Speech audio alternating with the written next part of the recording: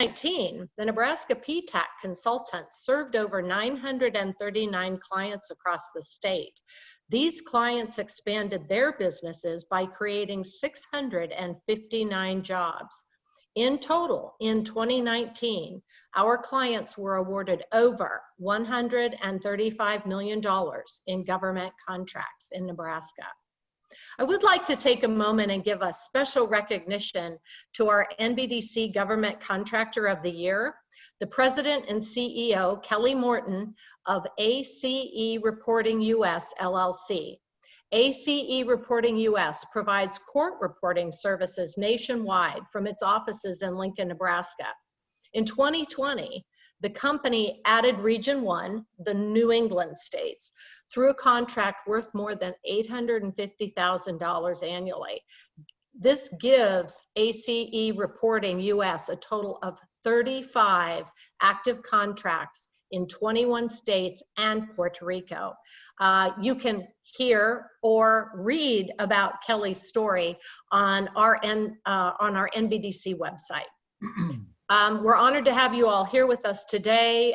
We are excited to provide the kind of information that we believe will be helpful to you as you pursue the opportunity of government contracting as part of your business. We see it as a market expansion of your business, and we know that our credentials consultants can help you navigate that process. Now, without further ado, I am very pleased to introduce our keynote speaker, Van Dieb. I know you will be incredibly inspired by his presentation today.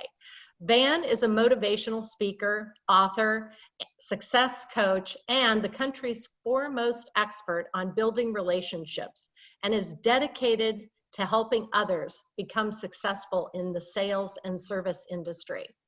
He is a native of Omaha, and he started Dieb Realty in Omaha in 1993. And it grew to become one of the largest independent real estate firms in the US. He has now taken that same passion and focuses on motivating and guiding business owners and leaders nationwide. Today, he'll be speaking on the power of asking, taking experience from victories and failures of businesses around the globe to find out how to ask the right way. So Van, thank you so much for being here. Thank you for being our keynote speaker, and I am going to turn this over to you. Thank you very much for having me, and welcome to the Buyers Conference, everybody. This is one of my favorite topics. It's about asking, because if we don't ask, we know what happens. We don't receive. So my experience is through starting business without any background in business. My whole family are teachers. So I wasn't one of these that, that we sat at the dinner table and talked about business. I had to figure it out for myself, and like Kathy said, through failures and through victories, it helps us grow. But I really believe, and I've got 20 minutes, so we're going to get through some slides, and hopefully sometime we'll all be in person and we can have a longer session. But I really believe that it is the #1 characteristic that business owners, salespeople, managers, that we neglect in business, and that's learning how to ask people to do business with you properly. And persistence. I can't tell you how many people I've counseled that will tell me that they gave up, that they tried to get this person. And I always refer back to, there was a guy that wanted to open up a coffee shop, and he went to 225 lending institutions to say, can you help me loan me money to start this coffee shop? And every one of them said no, until finally the 226th person, lending institution, said, yes, Mr. Schultz, I'll help you open up Starbucks.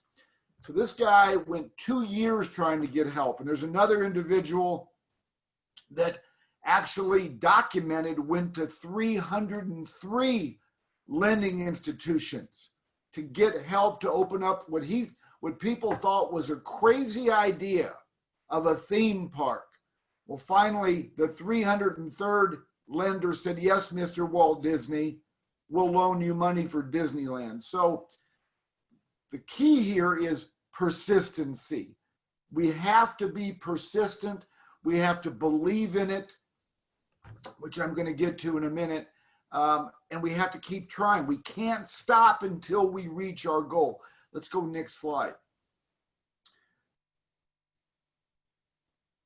I can't tell if you're, oh, and let's go one more after that. Okay, so confidence. How do we get people to do business with us? We have to show confidence. So let me ask you, if there's one thing you can think of that would help you be more confident, wouldn't one of those things be product knowledge, service knowledge, to know as much as you possibly can about what you're doing?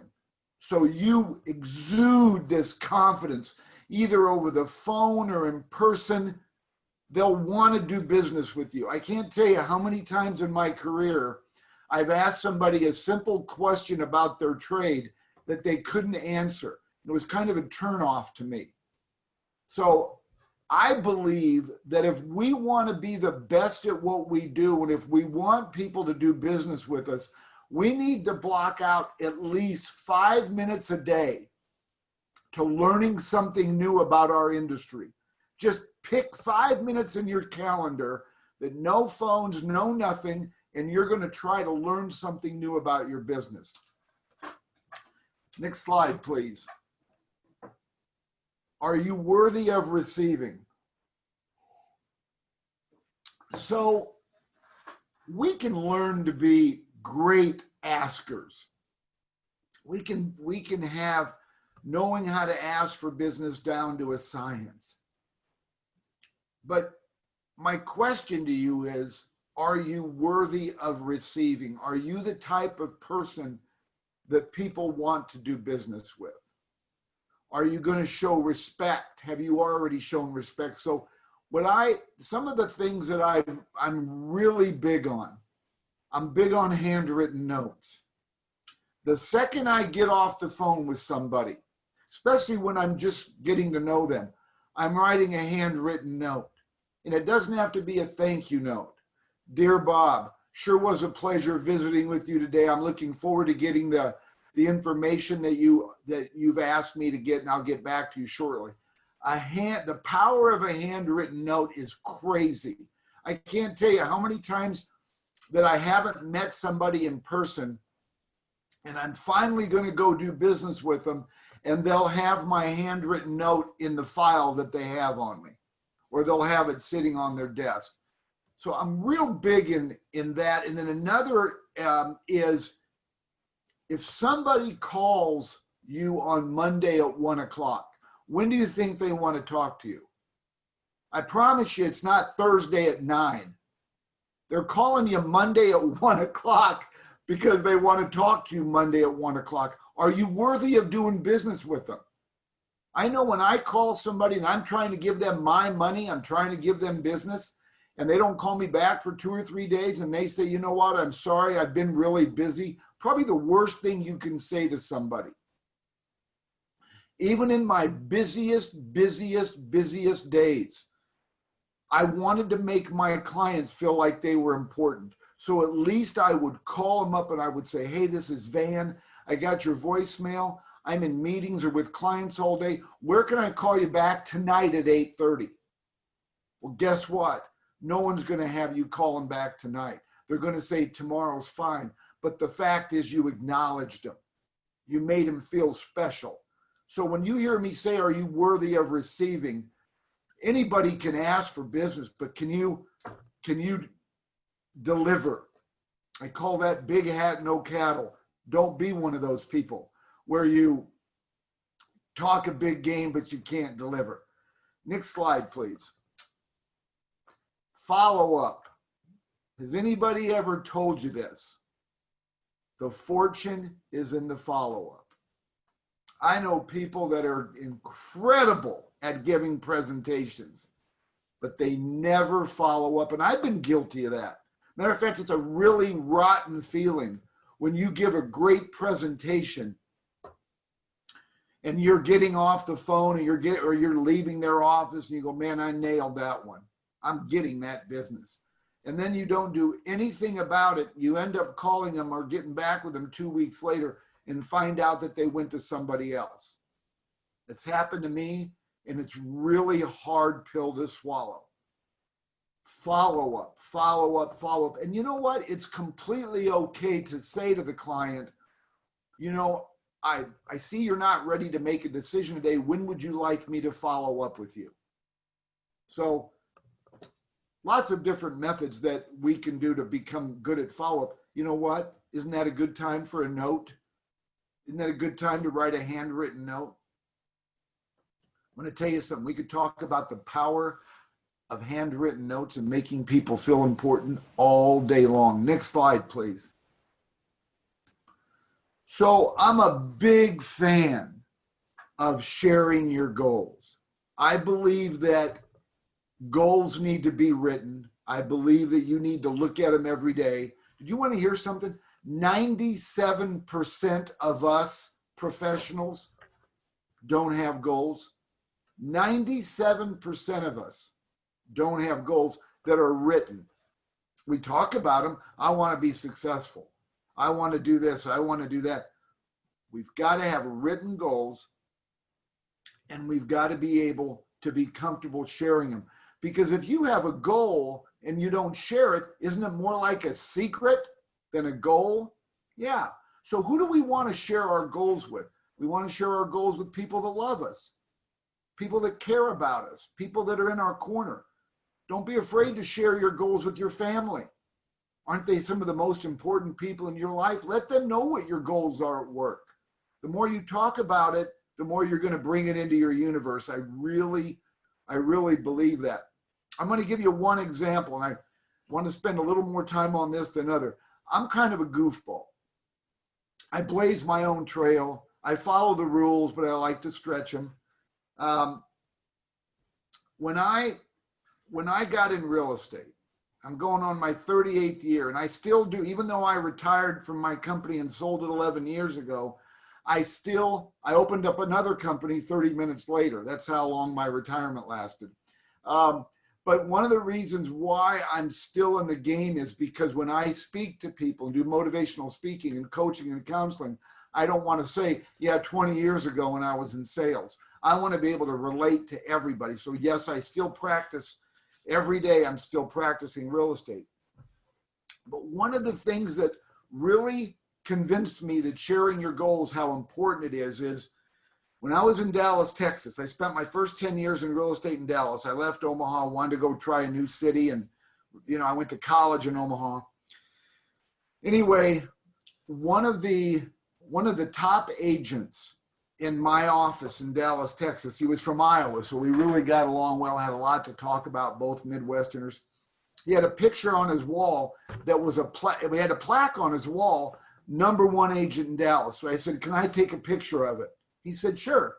So I took a picture of it and took it to Photomat. Tells you how long ago it was. 2 weeks later, I get the photo back and I tape it. I tape the photo to the top 8 by 10, 5.5 by 8, whatever. Tape it here. And then I write underneath here, I will have one of these plaques by this date in a Sharpie. I had it laminated, a real hard laminate, and then I cut a hole in the top and I made it my keychain. So everywhere you go, you got to have your keys. So here I have this 8.5 by 11 hard laminated piece of paper that I couldn't fold up, hanging out of my pocket. Everywhere I'd go, I'd lay it on the table. Everybody would see it. What do you think happened to me 10 times a day? What's that? I'd say, oh, you know what? This is the plaque you get for being the #1 agent in Dallas, Texas. Do you know anybody that wants to buy or sell a house so I can get one of these? I can't tell you how many people I engaged cost me nothing to get people engaged to help me reach my goal. I didn't read that in the Harvard School of Business, how to be successful. Common sense. If I have a goal and if I don't share it, how's my goal going to come to fruition? And people are good. People are generally good. If you ask for help, most people want to say, what can I do to help you? I'm not asking people to pick me up at 3 in the morning or help me change a tire or borrow some sugar.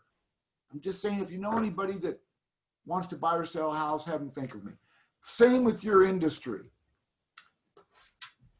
I like talking about goals, obviously. Next slide, please. Okay, so I know that my time on this earth is short, like everybody else's. If I want to do business with somebody, I want to do business with an expert. I don't want somebody that's just okay at what they do. I don't want to buy from somebody or do business with somebody that just kind of passing through their career. I want somebody to at least thinks they're an expert. So I can only give you my experiences, and hopefully you can relate to something like this. I'm going to give you one example. I sent, and I don't know how you can relate this to you, but I hope you can some form or fashion. Maybe it'll hit you in a month from now that you can do it. I sent a handwritten note to every journalist in the Omaha, Council Bluffs area. A handwritten note to every TV anchor person, every TV reporter, every radio announcer and reporter. A handwritten note. If you ever have a story about real estate, I'm your guy. I'll make myself available for you whenever you would like. And I want to tell you something.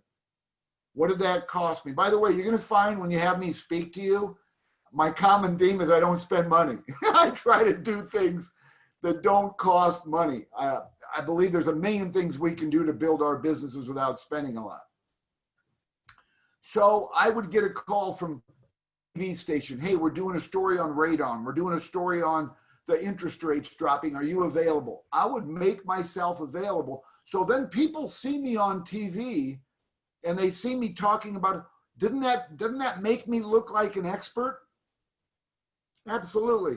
The other thing is I'd go to a coffee shop and I'd grab this newspaper. It was called Omaha Business Life. I'd read through it. I'm like, there's nothing on real estate. I called the owner of the paper, and I know that you can do this with maybe some of your trade publications. I called the owner of the paper and I said, hey, how would you like to have a real estate column in your paper? We'll call it Ask Van, and people can write in with real estate questions. And we ended up meeting, and he says to me, well, how much are you going to charge me for this? And I said to him, I was going to ask you the same thing. What are you going to charge me? So we ended up not charging each other anything. But my point is, we can find ways to brand ourselves as an expert. And here's my thing. If we're going to be in a career, if we're going to get up every morning and go to work, why don't we want to be an expert?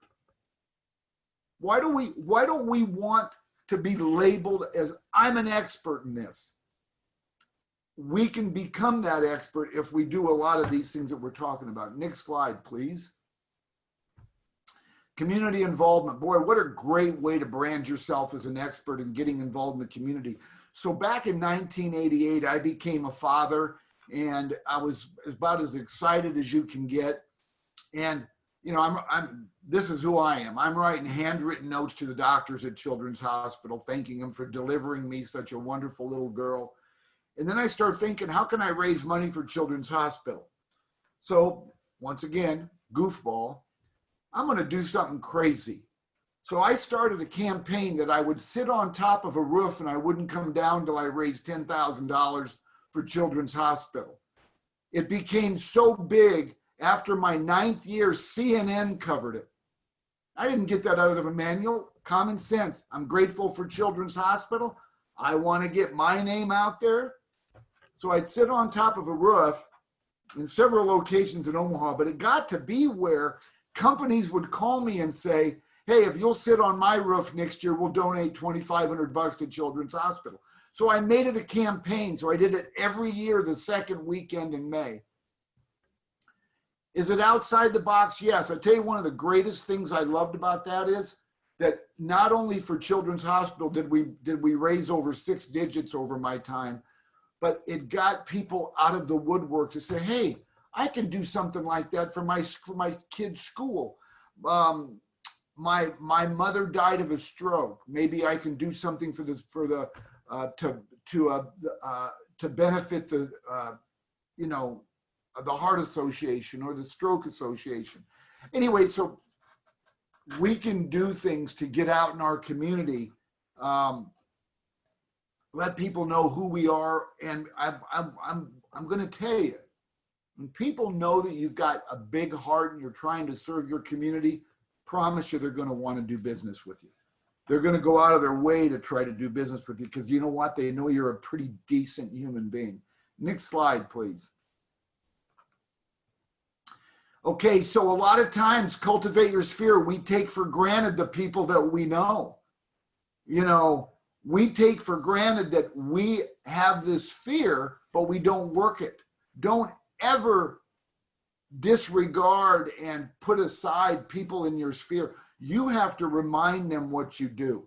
If you don't feel like they already know what you're going to do. I know, like me, if I'm looking for a plumber and maybe a plumber hasn't stayed in front of me, at least maybe sending me a note once every 6 months or every year, I'm going to probably forget him and look straight to Google. We've got to stay in front of people so they can refer us. Referral is huge today, especially because our society, as we get more and more, we're kind of nervous about who we're going to choose to do business with. So referrals are the greatest way. There's nothing better to say. There's nothing better than to have somebody say, give Catherine a call. She's a great person. She'll take good care of you. That person's already sold on you. So really important to cultivate our sphere with our existing people that we already know and people that are in it. And ask them for help. Do you know anybody that could use my services? Like I say, the power of asking, it never, ever stops. Next slide, please. Okay, so if there's things about us that's keeping us from being the best we can be, what are we waiting for? Why would you not, if you know there's something about you personally that is affecting the way you do business, why wouldn't we want to try to correct that? Don't people that we're doing business with deserve to see the best version of ourselves? Absolutely. So being the best version of ourselves, we never complain. Why? Because we got a lot to be grateful for. We never complain in front of a client. We're always speaking positive things. And like Mary Kay Ash from Mary Kay Cosmetics, I quote her all the time because I love her leadership philosophies. Mary Kay Ash said, pretend everybody you meet has a sign around their neck that says, make me feel important. The best version of me is making you feel like you matter. So we have to constantly, the more we're good to us, if you know that going to bed an hour earlier at night is going to make you more productive at work, what are we waiting for? We are the only ones that can discipline ourselves to bring out the best version of ourselves. If not now, when? And if not you, who? Who's going to do it if you don't? Watch what you do to the people in your sphere. Watch what you do to your kids, your spouse, your coworkers. When they see a spring in your step at work or a spring in your voice, it'll make them want to be better. It's contagious. And you're empowering everybody that comes in contact with you when you want to be the best you can possibly be. Next slide, please. Ooh, dang. Picture of me, bad. Next slide, please. Question and answer. How am I doing on time, everybody? Good. I don't know if we have time for questions directly, but if Okay. people want to put them in the chat, I'll make sure that Van answers them and I will email everyone. Yeah, and I'm known for getting back with people quick. Even though I won't be on the call the rest of the day, you guys are welcome to email me or call me, and I'm just grateful to be here today. Okay, well, thank you so much. Are you finished, Van? I'm pretty much. I tried to time it right. I hope I did. You did. No, you did great. We were running a little behind before, so thank you so much. I thought, Van had some a great presentation, lots of great and valuable, as Ralph is saying in the chat, nuggets of value. So Thank you, Ralph. Barbara's asking for your email address, which I don't know if it was on one of the slides or Yeah, if, let's go to the very bottom, the very last. There you go. okay, great. And that So picture, hopefully, by the way, if you hang it in your basement, it'll help keep mice away. But my email is very creative. van@vandeeb.com. it's great. It's very easy to remember. Okay, great. So hopefully everyone can jot that down. And thank you so much, Van. I'm so grateful to be here. Thank you to everybody. Okay, we're gonna move right along. Our next speaker, Zavi Webb-Spann, is one of the project leads for the Mass Consolidation Initiative led by GSA's Multiple Award Schedule Program Management Office. That's a handful. and has been supporting GSA's MAS program for over 8 years. Ms. Webb-Spann has a Master's of Business Administration from North Carolina State University. Her most recent experience prior to joining the MAS program was with GSA's travel, transportation, and logistics categories. Currently, Ms. Webb-Spann is responsible for overseeing the consolidation of GSA's 24 managed schedules into one. The Schedules program is a $30 billion government-wide program for commercial products, services, and solutions. So we are so fortunate to have Zavi with us today, and I'm going to turn it over to her. Hi, good morning, everyone. I just want to make sure everyone can hear me. We can hear you. Okay, great. Thank you, Catherine, for that introduction. We can go right into the next slide. So for today's session, I wanted to talk about sort of what to do if you're a new offerer, if you're interested in schedules. I suspect that we may have quite a few of you on the line that are interested in this information about what it takes to be a GSA contractor under the Multiple Award Schedules program and what the requirements are there. And then I have a slide also about mass consolidation, which is this multi-year project that we're coming toward the end of. But has been very transformative for the program, and there's just a lot of change that has gone on with that project. So I wanted to give everyone an update on that as well, so that you all can know kind of where we are, where we're going over the next few years. Let's go to the next slide. So for the first part of the training, as I mentioned, we're going to do kind of an overview of the new offer training.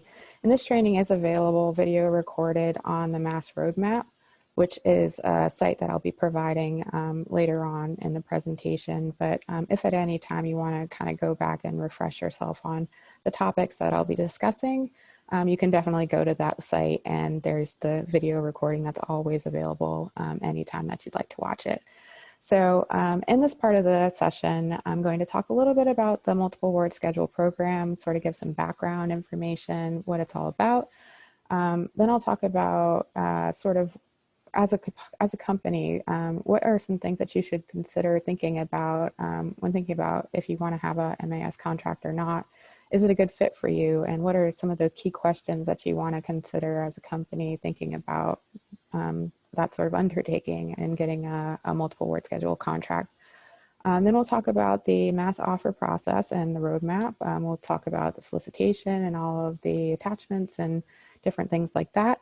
And then I've got the learning resources and technical support information available should you have any questions or issues as you're going through the process, or if you have further things that you'd like to discuss or have questions about and need someone to talk to. Next slide, please. And you can go to the next slide. So the Multiple Award Schedules program is, as Catherine mentioned, a $31 billion program.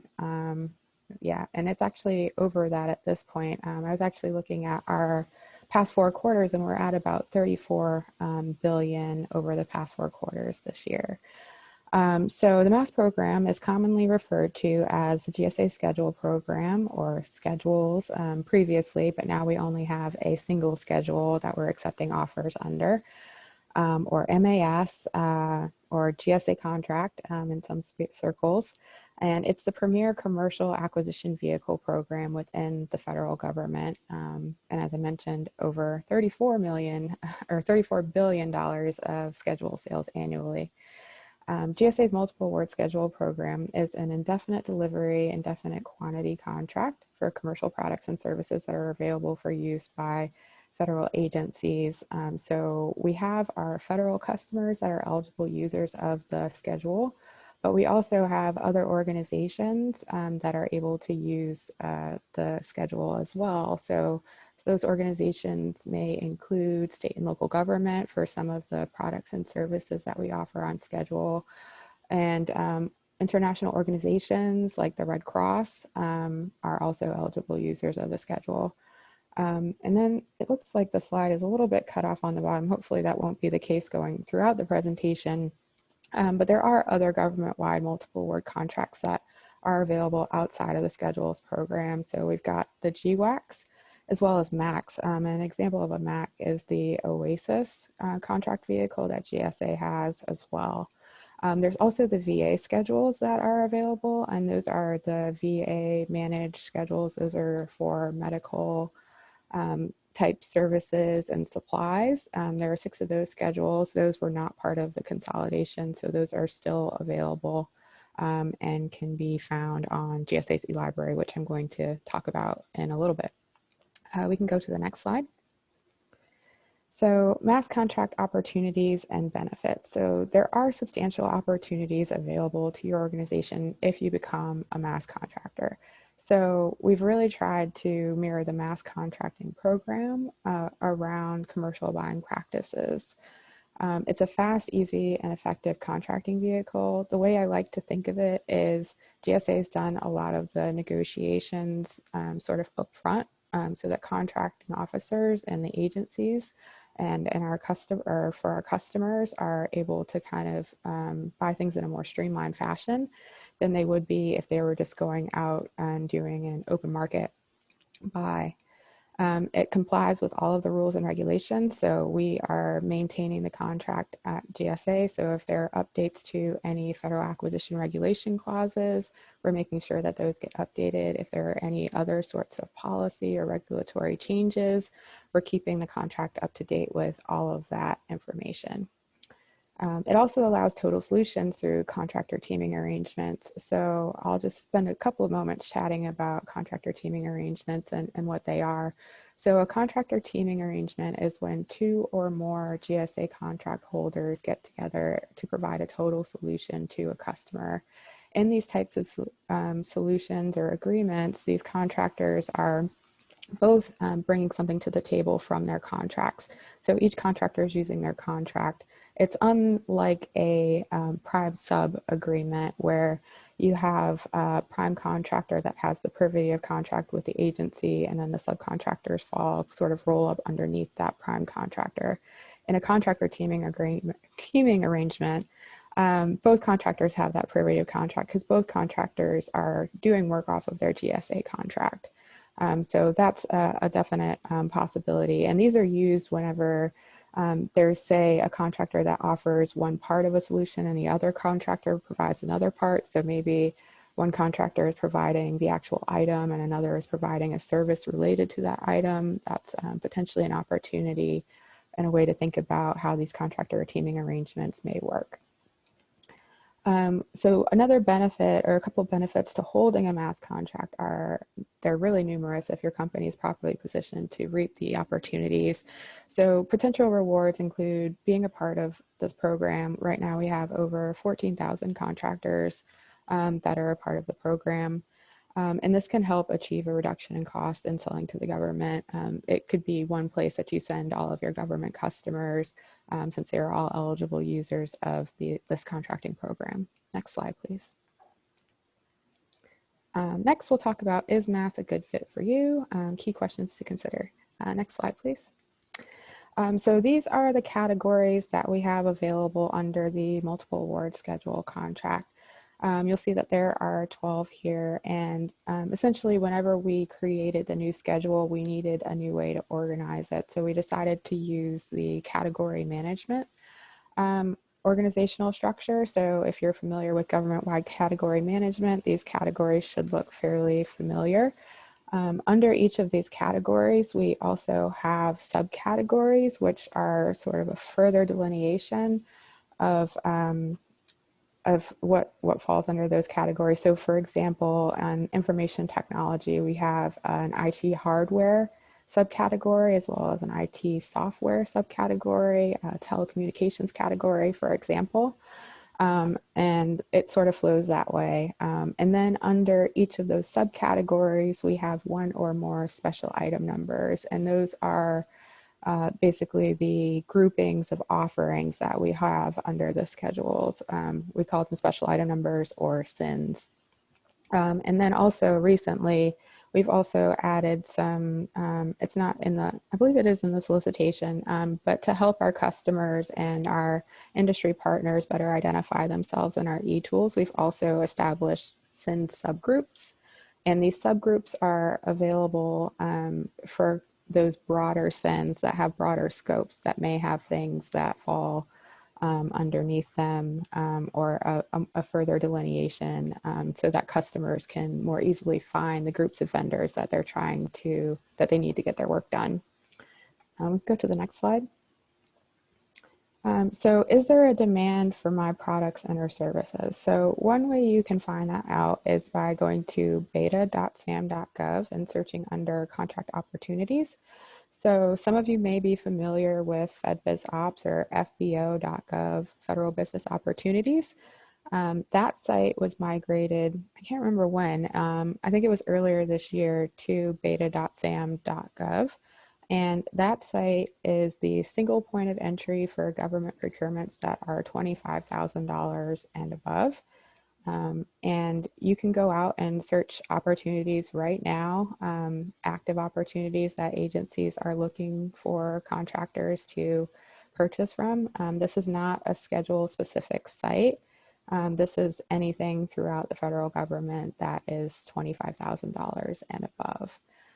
So I would definitely encourage folks to go out there and see if there are demands for products and services. You can search based on NAICS, you can search based on your competitors, you can search based on PSC codes, product service codes.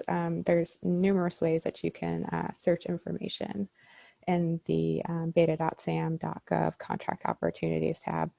This is also where you will find the GS or the schedule solicitation. So there, if you put in the solicitation number, and there are numerous links throughout the Mass Roadmap as well, it'll take you right to beta.sam.gov where you can find the current version of the solicitation. Go to the next slide. The next tool I wanted to talk about is the contract data search on beta.sam.gov. So this is also a way to figure out if there is demand for products in your products or services. So this is where you can see where agencies have actually obligated funds or awarded contracts or orders for the products or services that you have on your that you're interested in selling to the government. So if you are familiar with the federal procurement data systems, this is that sort of same site that, or the same information that's in that database. So you can go out here and search based on customer names. So if you're interested in doing business with Social Security Administration, you could search Social Security Administration and see if they're buying the products or services that you offer. There are ways to sort of drill down and do advanced searches to see what's happening there. You can also search your competitors to see if they're getting awards and what those awards look like. There's a ton of information. You can also sometimes even find points of contact. So if there is a contracting officer and they put their email address in there, that would be potentially someone that you could reach out to see, hey, are you interested in buying the types of products or services that I have available? But yeah, this is a good way to learn about GSA contracts and sort of what business is going through the GSA contract vehicle. Next slide, please. So will my organization be able to compete with other MAS contractors? So I'm going to take you through a few websites here just to kind of see how you can size up your competition, to kind of see what's available in the marketplace right now on the GSA schedule, and how you might be able to position yourself amongst your competition and the GSA schedule program. So we can go to the next slide.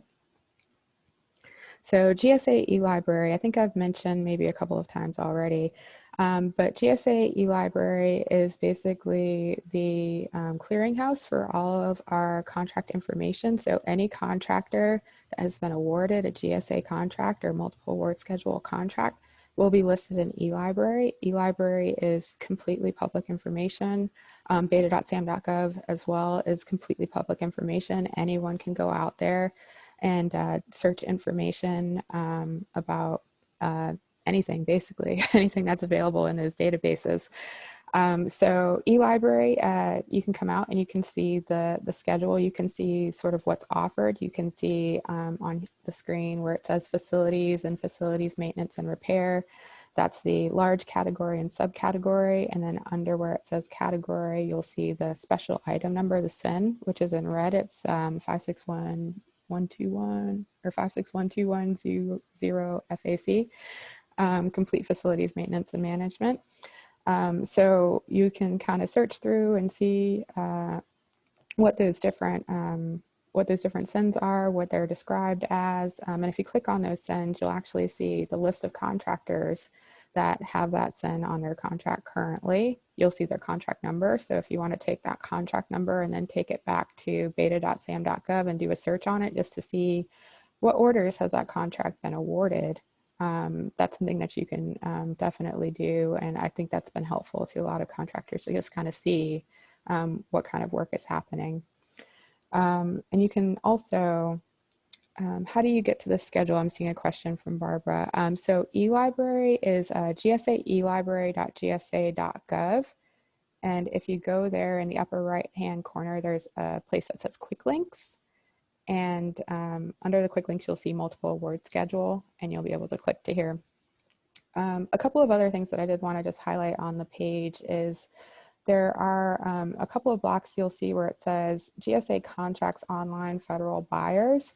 That link there will link you to all of the clauses in every single contract that we have. So that's something that our customers use quite a bit just to kind of see what clauses are in everyone's contract, because the clauses are slightly different depending on what categories you have on your contract. And then there's also a link there that says vendors next to it, and it has the old FedBizOps there, which is no longer, it's now beta.sam.gov, but that will take you to the MAS solicitation. So that's another way to link to it. Go to the next slide. GSA Advantage. GSA Advantage is the government's premier online shopping system. Government buyers use GSA Advantage to purchase millions of high-quality products, services, and solutions from thousands of approved commercial vendors.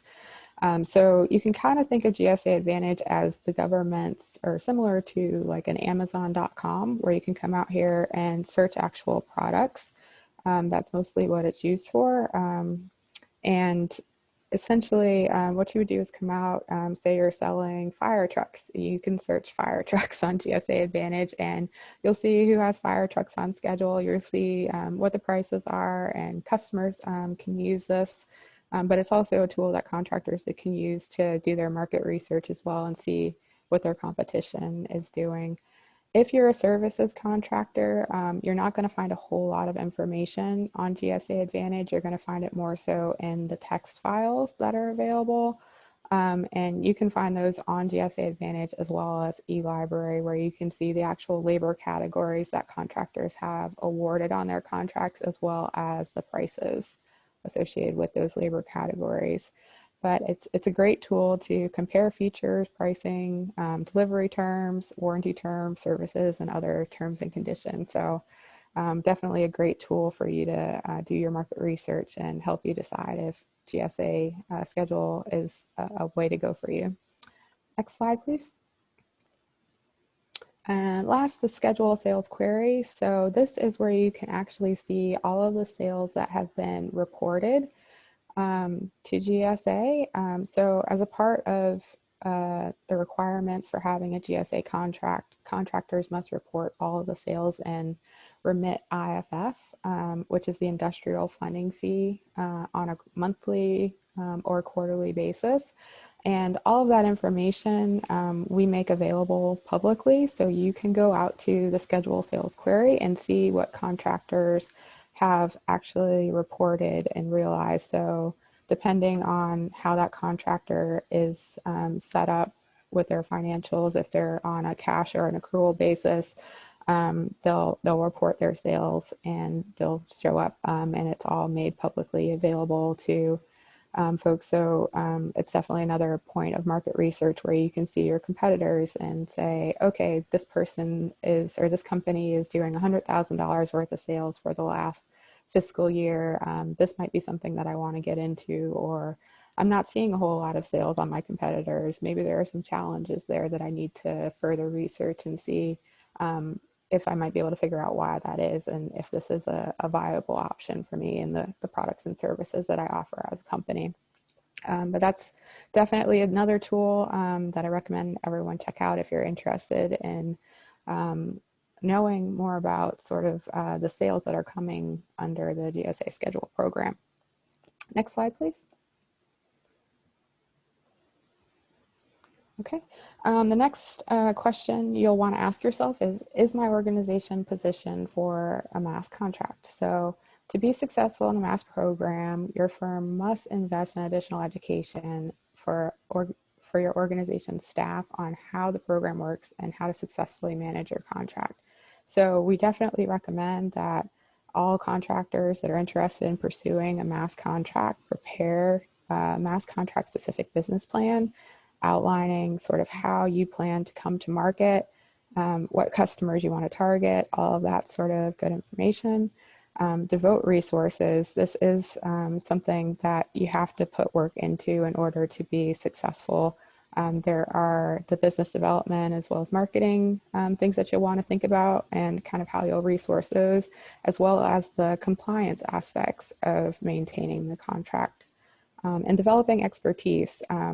I understand probably more so than anyone that we kind of speak our own language in government contracting. So it's really important to take the time to educate yourself and make sure that you kind of understand as much as possible. And also things are changing. So just sort of having someone that can stay in the loop of all of the things that are going on with the schedules program and potentially regulatory changes that are coming down and affecting all types of contracts across government. Next slide. So the mass offer process and roadmap. This is where we'll talk about what you need to do in order to submit an offer. Next slide, please. Okay, and I see some questions coming in, but I think I'm going to try to save those until the end. So yes, I can moderate them for you at the end. So okay, sounds great. Thanks, Catherine. Okay, so if you're interested and you think that the MAS program is a good fit for your company, definitely start with the MAS roadmap.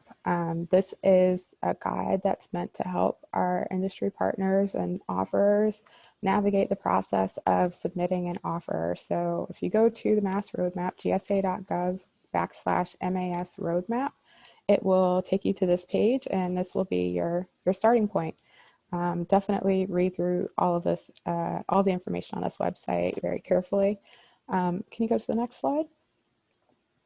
So the MAS roadmap process, the first thing you'll do is you'll get ready.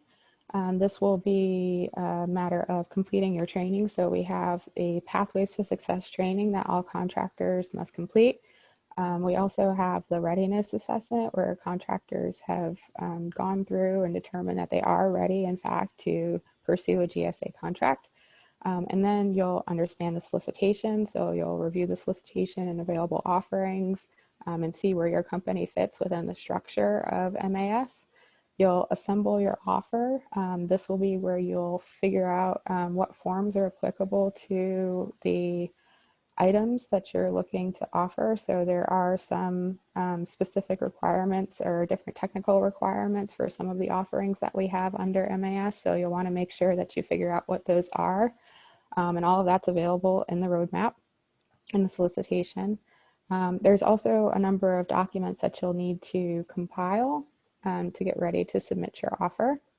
And then you'll finalize your offer. So you'll submit the offer, you'll review and negotiate, and then once your contract is awarded, you'll be able to start selling under the GSA schedule program.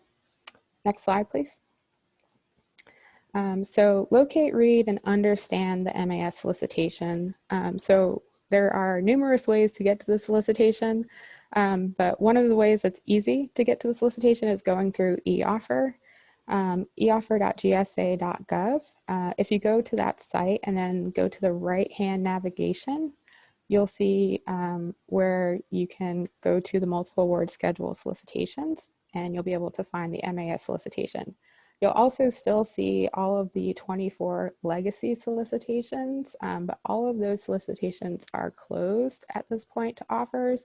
We are only accepting offers under the MAS schedule.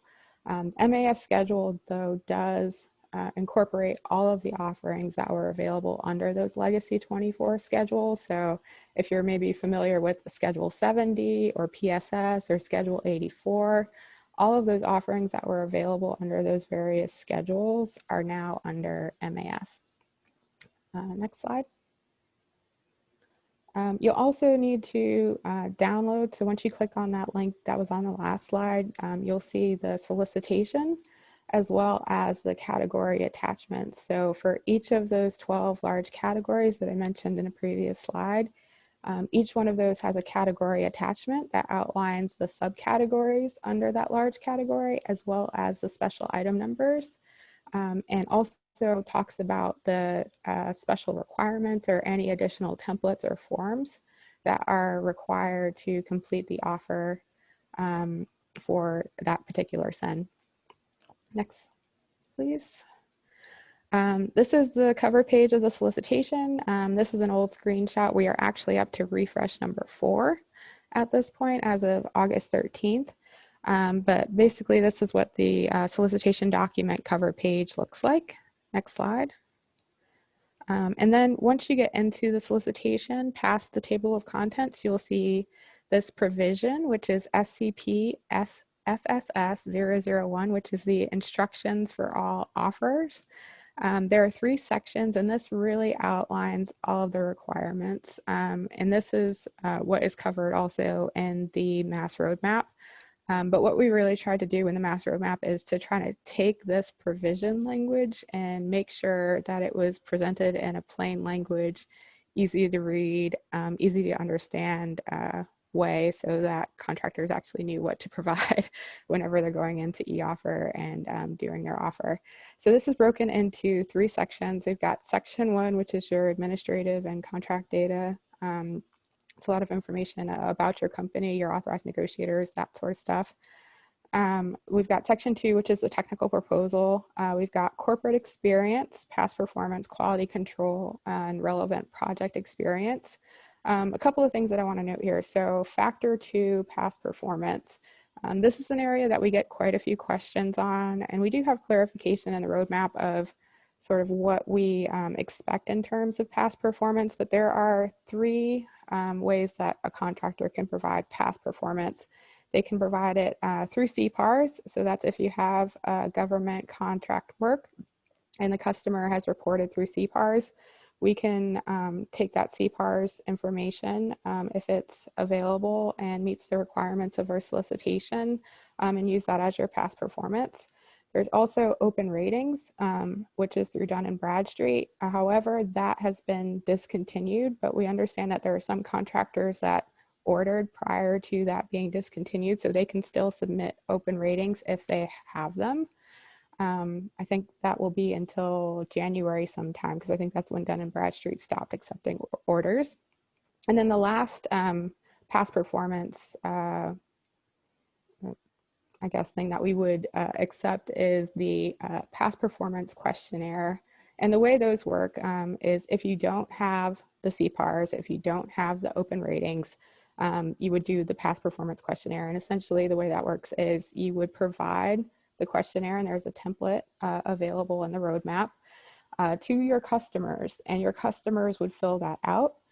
And once they filled it out and returned it to you, they would then upload it, or you as a contractor would then upload it in e-offer with your offer, and that would be your past performance information. And GSA reserves the right to validate and contact those customers, but essentially we're making it so that contractors can collect that past performance themselves and upload it with their offer. Previous to the last refresh, there was a little bit of a difference where contractors would provide the names and contact information of their customers, and the GSA contracting officer would reach out to the customers directly.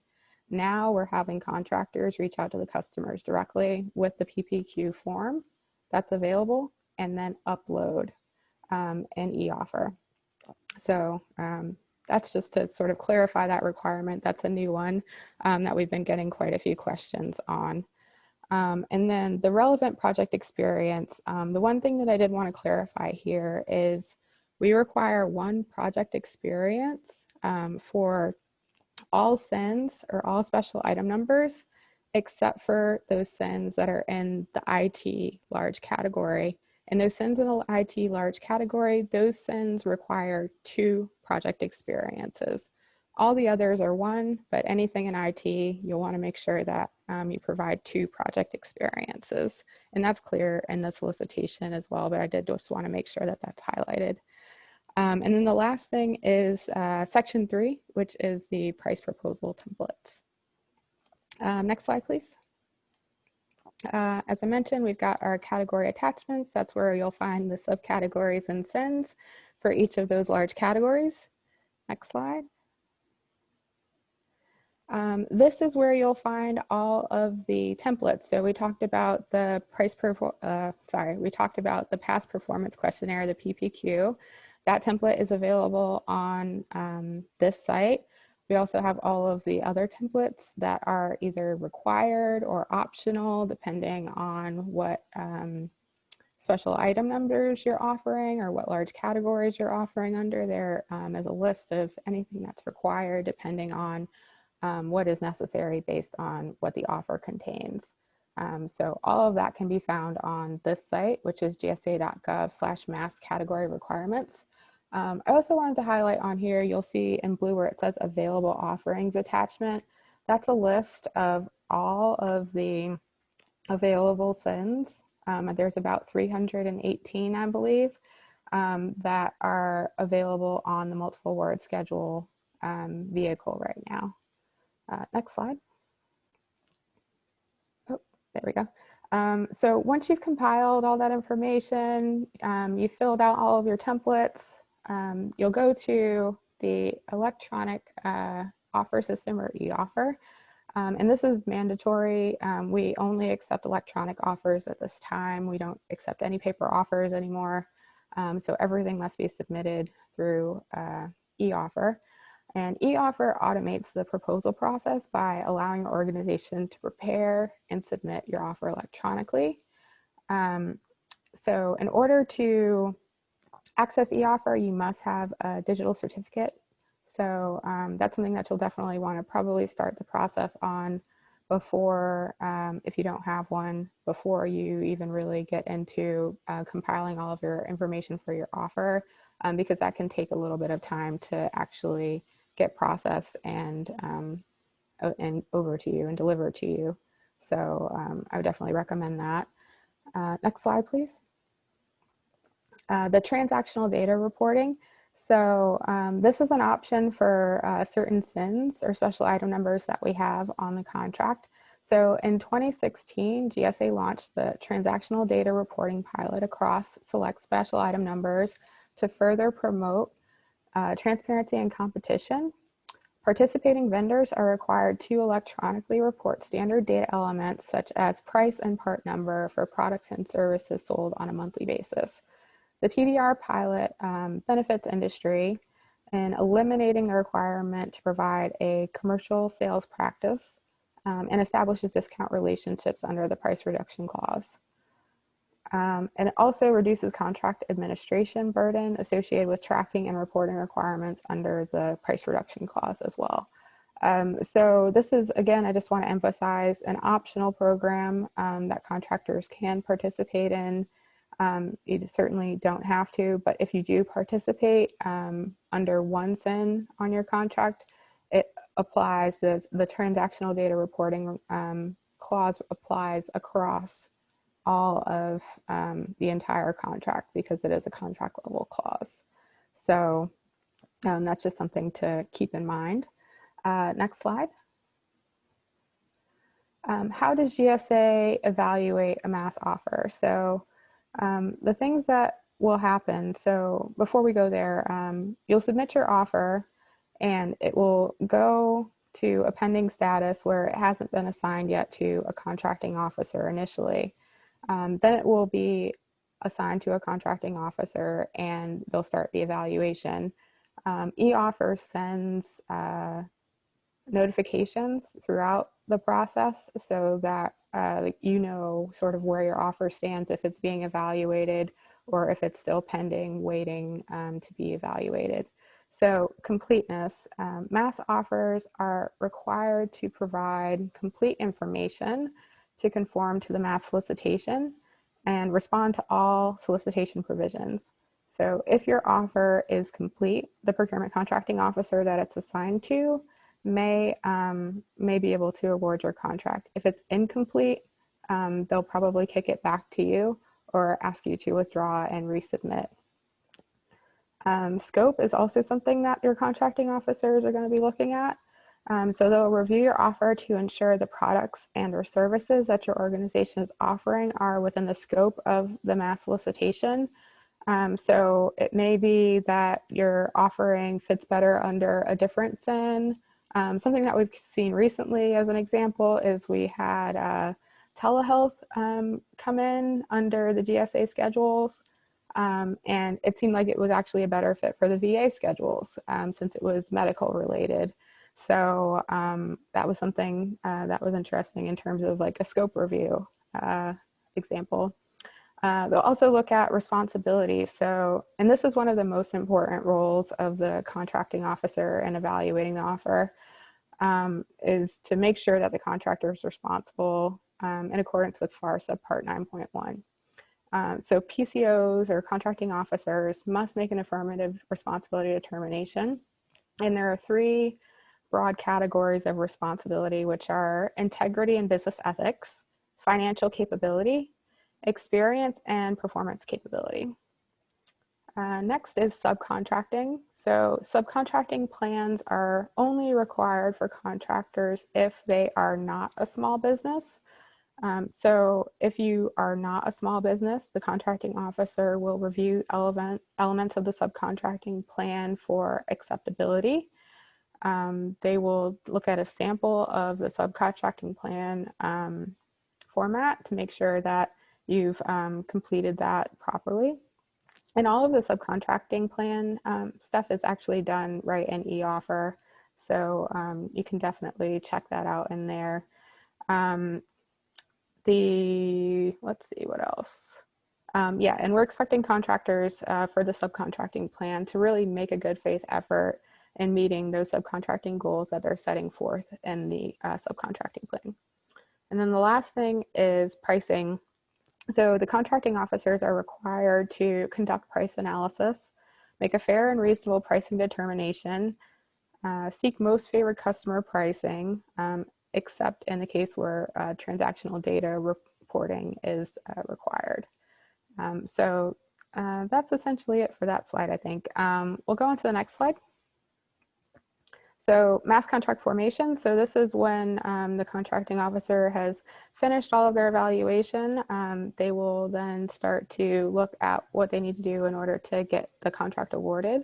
So their step one will be the fact finding and clarification. There may be some back and forth between the contracting officer and the offerer to determine certain answers to questions to make sure that there's a good understanding going into negotiations, which is step two. The contracting officer will request the final proposal revision. So this will be sort of the final terms and conditions, pricing, everything that came out of the negotiations sort of documented in a letter so that both parties know what's going to happen. And then there's the decision to award or not award. Next slide. So that's pretty much the offer process. Now I'll talk for a few minutes about mass consolidation. So mass consolidation started, I want to say, the winter of 2017. So it's a project that's sort of been in the works for a while. It went through a pretty lengthy discovery phase where we were really looking at the feedback that we'd heard for many, many years from our industry partners, from our customers about how we could make the program better. So we looked at our customer survey results. We looked at our supplier relationship management survey results. We talked to our internal acquisition workforce to see sort of what we needed to do to transform the program, to make it better, and really start to address those concerns that we had been hearing for years and years and years. And to give you just an idea of sort of the scale of this change, this is the biggest change that's really happened to the program in the past 20 years. So it's a huge change, and it's a huge step in the right direction to clean up the program and to sort of make sure that we're clear in what we're asking, and that it's easier for our customers to use, it's easier for our industry partners to use, and it's easier for our internal acquisition workforce to manage. So after sort of all of that discovery and research and figuring out potential options of how we might make the program better, we decided to consolidate the 24 legacy schedules down to a single multiple award schedule that would include all of products, solutions, services, all in one place, instead of 24 different places. And that's something that we have sort of realized already, which is great. But I'll just kind of talk through the phases now. So phase one, which was completed back in October, or on October 1st of 2019, was the release of the single solicitation. When we released that single solicitation, we closed down the 24 legacy schedule solicitations so that offers could only come in under MAS. And in order to create that solicitation, we had to review the terms and conditions. So we made sure that the terms and conditions that we had in the schedule were appropriate. So we, I think, had over 370 terms and conditions across the 24 legacy schedules. And when we went through and just sort of reviewed, we got rid of a ton of them. There was also a GSAR case, or General Services Acquisition Regulation clause case that helped us also trim down the number of clauses as well. So we just really wanted to make sure we only had the clauses that we needed, and just had like a clean sort of baseline for all of our contractors. We also looked at our special item numbers, because one of the things that we heard from our stakeholders was that the special item numbers across the program were duplicative. Some of them were tough to read. You didn't really know what fell under them. So we went through and we looked at all of our special item numbers. I think we had about 900 to start, and now we have about 318. So we really tried to get rid of that duplication. We tried to come up with plain language descriptions for each of the special item numbers so that it would be easy to know what those special item numbers are all about and what items you can find under those special item numbers. We also align the special item numbers with the NAICS, or the North American Industry Classification System codes, so that it would be easier and familiar to our industry partners as well as our customers that use those codes. to find the services and products and solutions that they need. So there was a whole lot of cleanup that happened in the world of special item numbers. As I mentioned before, we used category management. So for those of you familiar with government-wide category management, the 12 categories that we have on schedule are very, very similar to those categories. And then we released the schedule, and that completed phase 1. Phase 2 was all about getting our existing contractors that were on those legacy schedules moved over to the new terms and conditions. So we wanted to make sure that we had a streamlined, easy way for contractors to move over. So we did it by issuing a mass modification to all of those contractors, and that started in January of 2020. And contractors had the ability to move over or to accept the modification before July 31st. So just a couple months ago. And at that time, July 31st, we had over 99% of contractors that had accepted that mass mod. And then once contractors were over onto the single schedule, that's when they would be able to also add other SINs from other schedules. So they wouldn't have to have duplicate schedules to cover all of their offerings. They could just have one schedule with everything on it. And this is also when contracting officers or customers in the government would be able to buy from a single schedule versus having to try to search through and figure out what schedule they need to go to, because everything is on a single schedule now. And now that was completed, like I said, on July 31st. And as of August 1st, we moved into phase 3, which is where we're going to be contacting and working with contractors that have multiple contracts, and they'll be choosing which contract will be their surviving contract and moving over any SINs, items, product services over to their surviving contract, so that eventually down the line they'll have one contract. But we know that this isn't going to happen overnight. This is something that's going to take probably about 5 to 10 years because there are BPAs, and we need to make sure that we keep those contracts alive, those additional contracts alive that have BPAs tied to them, so that those BPAs don't go away. So that's essentially what we'll be doing in phase 3. And we've been sort of ramping up our communications there to make sure that contractors are aware of what they need to do.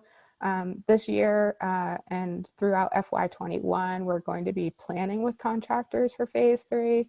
We're not in a super rush to complete it. We know it's going to take a while. And we really don't want contractors focusing on phase 3 right now. We want them focusing on the fourth quarter buying season, because that is happening right now. And we don't want them missing opportunities and putting their resources on phase 3 whenever the fourth quarter buying season is happening. So that's pretty much mass consolidation. But I think I'm going to just have you advance to the next slide, and then we can take some questions. So these are the learning resources, and it's a lot of the stuff that I talked about throughout the presentation. I will highlight also that we have the GSA schedules pages. So those are up and live now. Those are tied to the large categories. Those have information for buyers as well as contractors. And that's more so additional information about the SINs. It's a little bit different than the available offerings. We also have OSBU, the Office of Small Business Utilization at GSA, which is a resource for small business contractors that are interested in doing business with GSA. We offer a number of training events throughout the year for industry partners as well as our customer agencies. So I definitely encourage folks to check out the events page, see what training is coming up and available. We also have GSA Interact, and this is our main way of communicating with industry about different changes and different things that are coming up or training that's becoming available for the schedule program. So I definitely encourage you to visit Interact and make sure that you subscribe to receive updates. So anytime we post anything, you'll receive an email. We also have the National Customer Service Center, which is available for questions. A lot of offerers go there if they have questions. And then we have the Mass PMO mailbox. So there's a team of us in my group that respond to emails, anything and everything that industry has related to the MAS program. You can send your question to the MAS PMO and we will answer it. So with that, I think I'll hand it over to you, Catherine, and we can go through some questions. Okay, great. Thank you, Zavi. I do have a quick one first from James, which I'm sure many of you are wondering. I have the slides. If I turn them into a PDF, am I allowed to share those with the attendees today? Yeah, absolutely. Okay, great. So everyone, if you would like a copy of these slides, please send me an email and I will make sure you get those. Okay, so our first question from Chris is the GSA Spend Analysis Program, or ASAP, still available? I don't believe it's being maintained still. I would definitely recommend using the schedule sales query as the authoritative data source for any sales information. Okay, thank you. Yeah. A question from Charlene. This might be a little specific. Do you know if the MAS furniture category includes art and sculptures? I believe that's part of furnishings, so I believe that would fall under that large category. If you want to send an email to the MAS PMO or check out the available offerings attachment that I highlighted on gsa.gov/MAS category requirements, you should be able to do a quick Control F find on that Excel sheet and be able to see where artwork would come in. I think we do have that as a keyword. Great, thank you. Question from Grace. For the IT category, does it require 2 large projects previously awarded with government contracts, or is non-governmental experience also relevant? Yeah, you can definitely provide non-government experience. So if you've only worked in the commercial space, or if you have a mix of commercial and government work, you can, if it meets the solicitation requirements, you can certainly provide that commercial work as part of your project experience. Okay, thank you. And then our last question, I believe, is from our PTAC program. Do you recommend that companies that wish to get on the MAS to use a third-party consulting company that would help them get on it and usually it costs quite a bit of money? Do you recommend that businesses do it themselves? Or have you worked with PTACs? Are they able to help? Yeah, so I mean, it's really going to come down to each company and sort of what they're willing to do. Some companies do find it helpful to have a consultant walk them through the process and handle their offer and maybe handle some of the post-award compliance questions and different things, but they also do cost quite a bit of money. So yeah, it's going to depend on each company. Is there somebody at your company that you can train up or that can sort of take the training and sort of become that expert for your company and has the bandwidth and time to do it? Or is it better to just kind of use a consultant? I have heard great things about PTACs being super great resources. I know we at the PMO have sent folks to PTACs before. I believe they offer most, if not all, of their services for free. So we definitely recommend using the PTACs. So I would definitely check them out potentially before you go out and spend a ton of money on a consultant, just to see if they can answer the questions and help you along the way. But yeah, I think it's really going to depend on the company and whether or not they have the resources internally to go through the process themselves, or if they need to hire outside help to help them through the process. Thank you. And yes, we do offer all of our services and assistance for free. Sometimes we have a larger event that may cost a little bit of money, but other than that, if you have not spoken to your PTAC counselor or do not know who they are, please email me. And if you have any questions about the GSA schedule. Okay, I have a question from Barbara.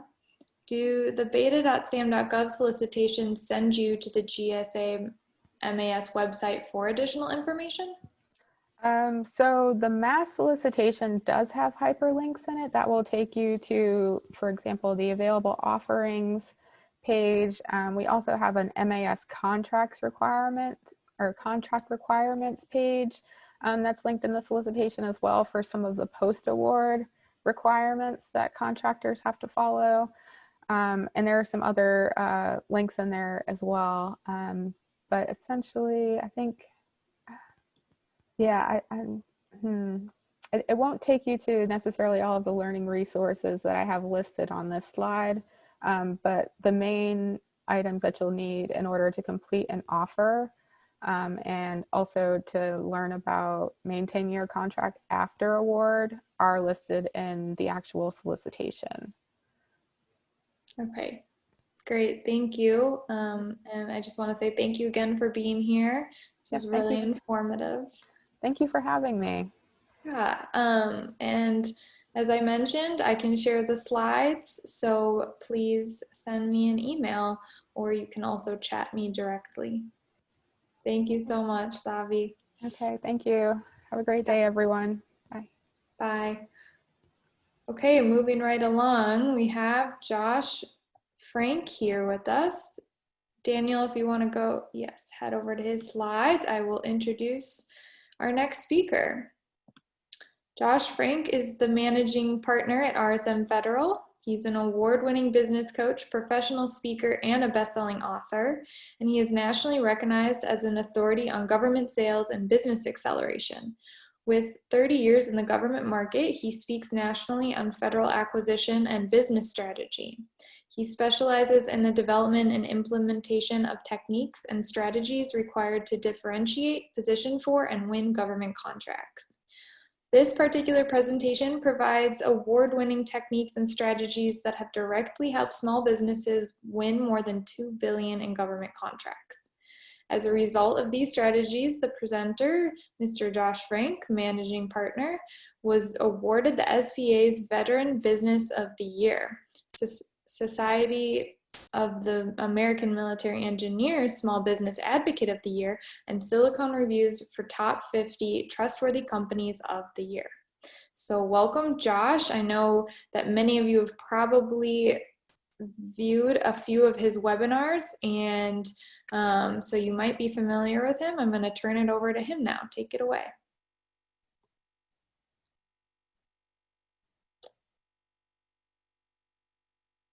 Josh, we cannot hear you. Oh, okay. Well, this is the first technical difficulty of the conference, so it was bound to happen. There we go. All right, can you hear me now? I can. Excellent. Well, thank you. There's nothing like being the first one to have the technical issues for an event. So excellent. All righty. So for those of you who have never seen me speak at a conference, or you've never seen one of my webinars, maybe you're new. My name is Josh, and I'm managing partner for RSM. And I've been working with, gosh, Catherine, I've been working with your team for years now, and really enjoy it. As she indicated, I'm a professional speaker, I'm an author, I'm a coach. I've been in the market, the government space for over 30 years. I'm a former intelligence officer. I specialize in tactics and strategies, okay? And we'll go through more on that in just a minute. Next slide, please. So, speaking of which, I had no surgery. It failed. The sniffling, it's just, please bear with me on that. To start this off, yeah, it just so happens that the session before this one was GSA schedules, right? And so, Catherine, I don't know if she is still on. That was a great session, by the way. However, you know, let me take a quick step back. If you want to win government contracts, right? If you want to win government contracts, you have to successfully bridge two things. You have to understand and educate yourself and, you know, recognize what government procurement means, how these acquisitions work. You have to learn how to spell government.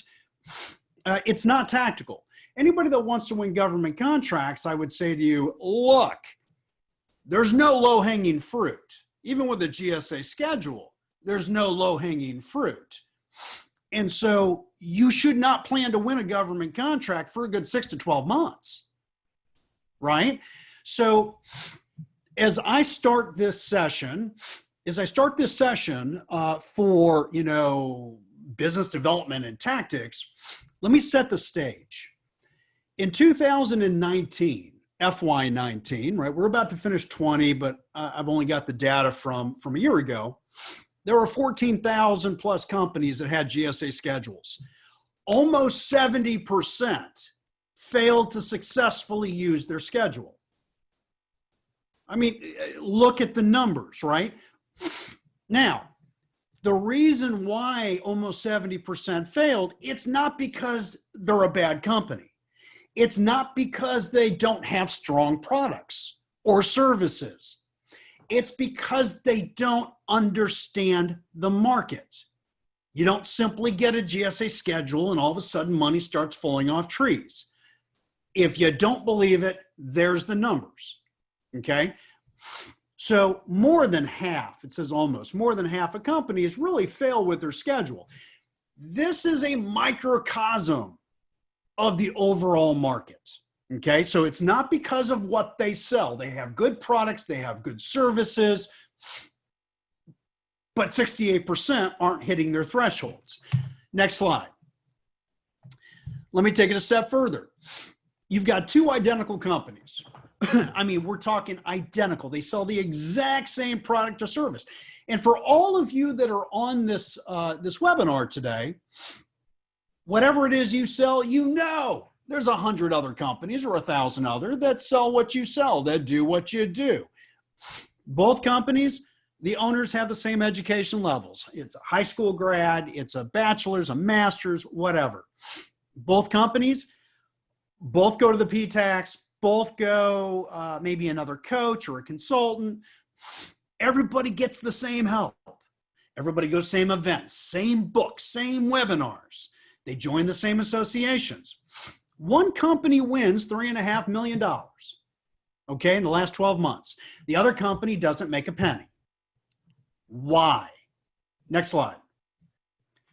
So half of GSA schedule holders, more than half, don't successfully use their schedule. Again, that's just a microcosm.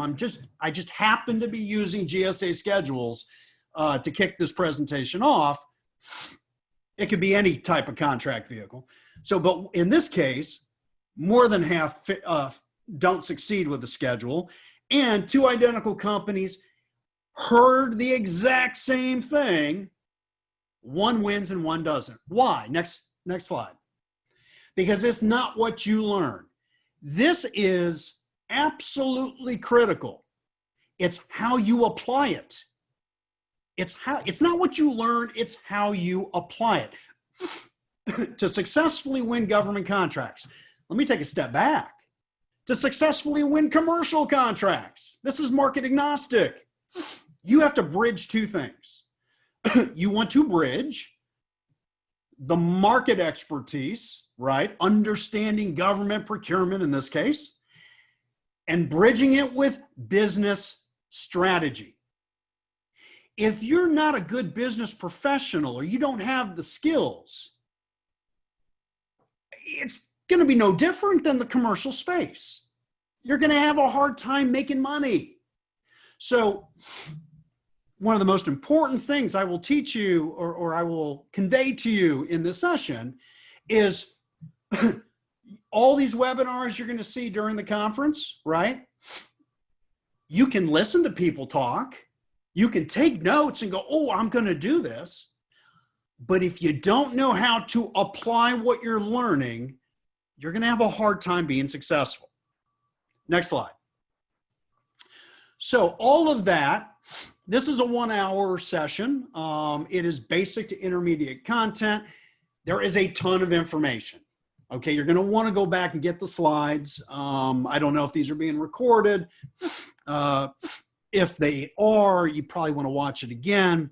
Today, I'm going to talk to you about federal budgets. I'm going to talk to you about a critical point, acquisition versus pre-acquisition, and how your sales should be targeting in one or the other.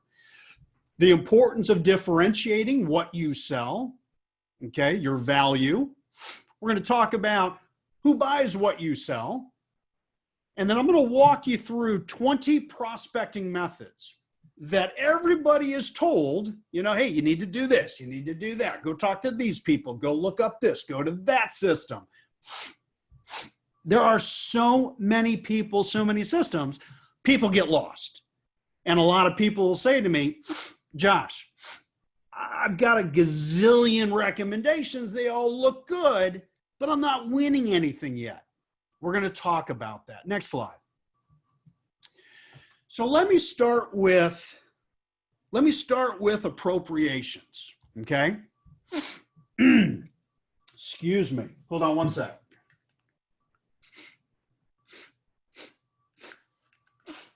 Okay. And I'll explain why I'm going through this in a minute. But I want you to look at the federal budget. For 2020, $1.4 trillion in appropriations, okay, for defense, DOD, and federal agencies. And then you've got your mandatory programs. Those are your entitlements, your Medicare, Medicaid, Social Security, right? Total outlay about $4.4 trillion. Look at defense. DOD receives as much money, excuse me, as every federal agency combined. Just make sure you understand this. Next slide. So when you look at that 4.4 trillion, you say, okay, the government does have federal congressionally mandated requirements to do business with small companies. And yes, it's 23% for small, excuse me, 5% 8A for minorities, socially disadvantaged, 5% woman, 3% veteran, service disabled, and 3% hub. The reality is there's about $300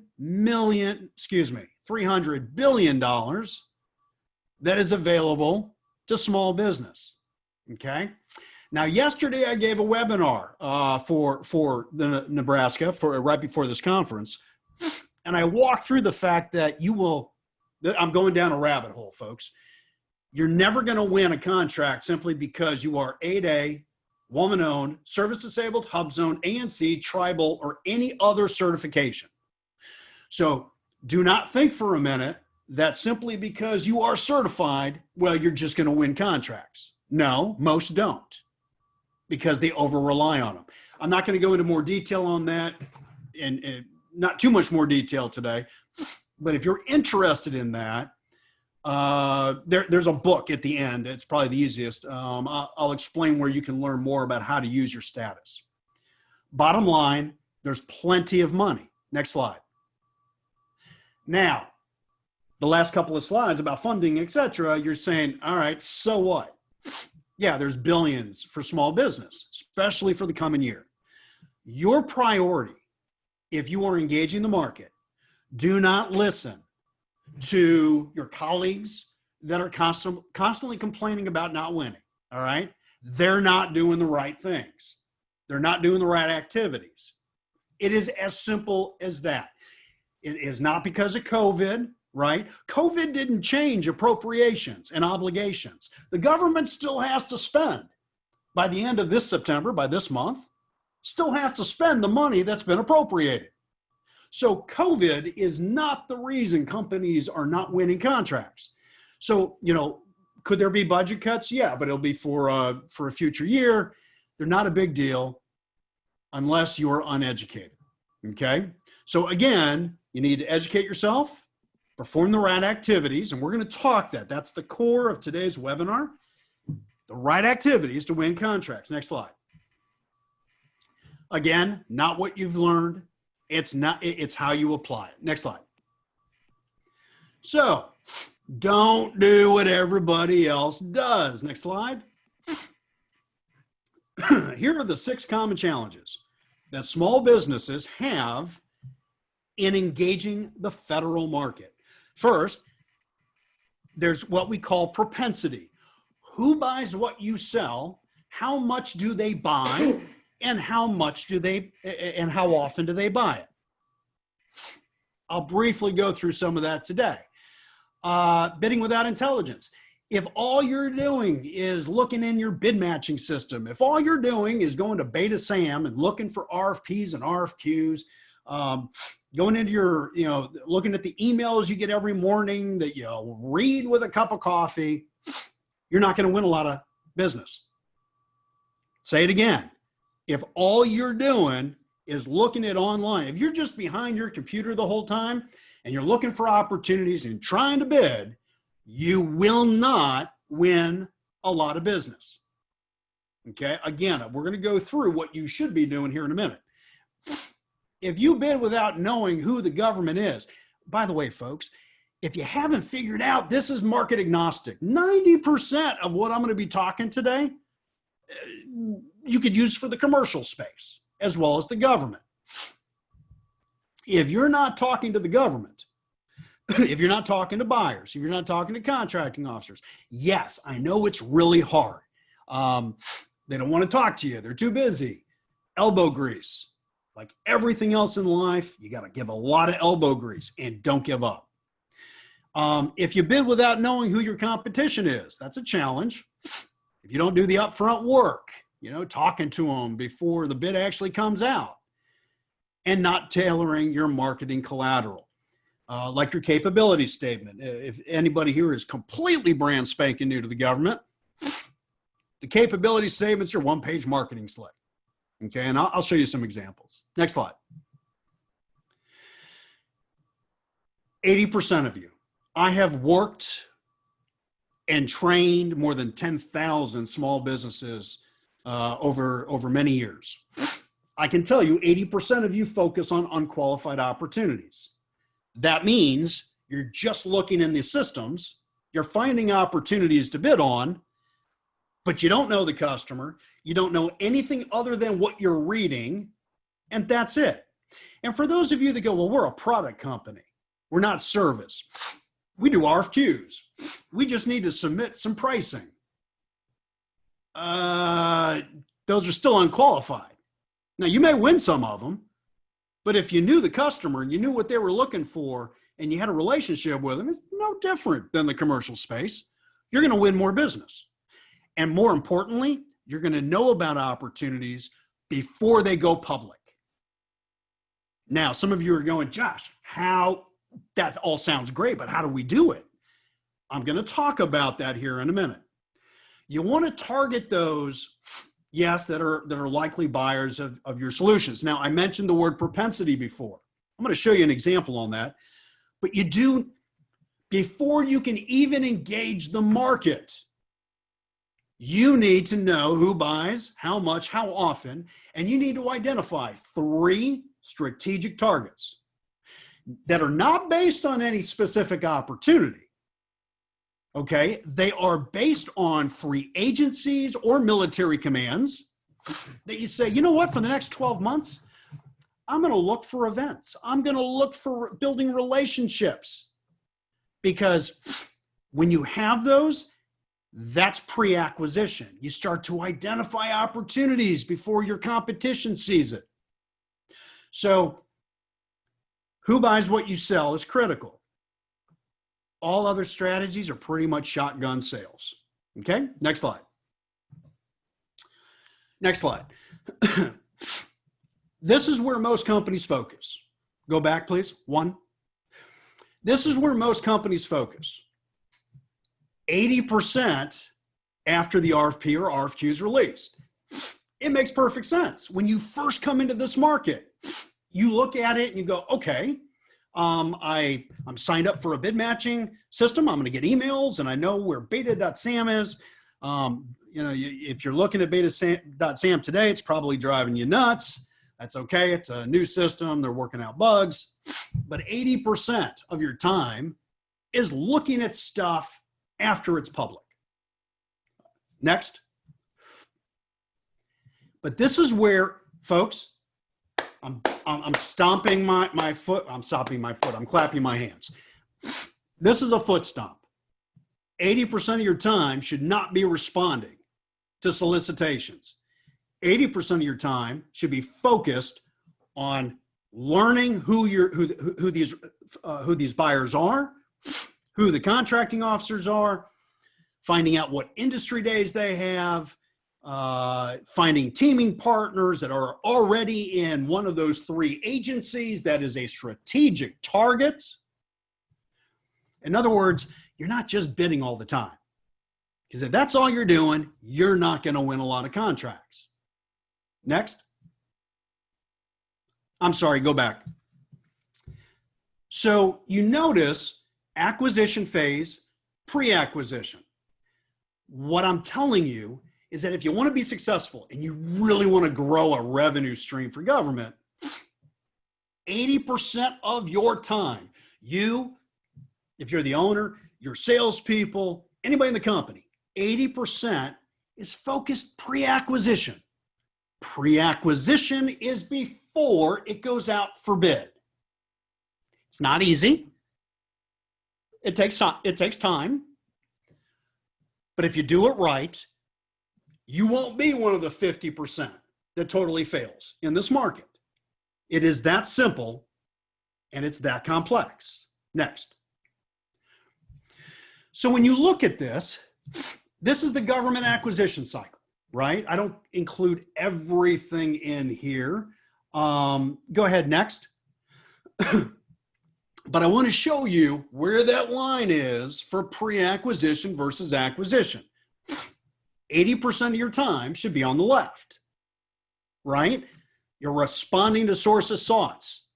Folks, last year, by the way, the sources sought is simply a market research tool.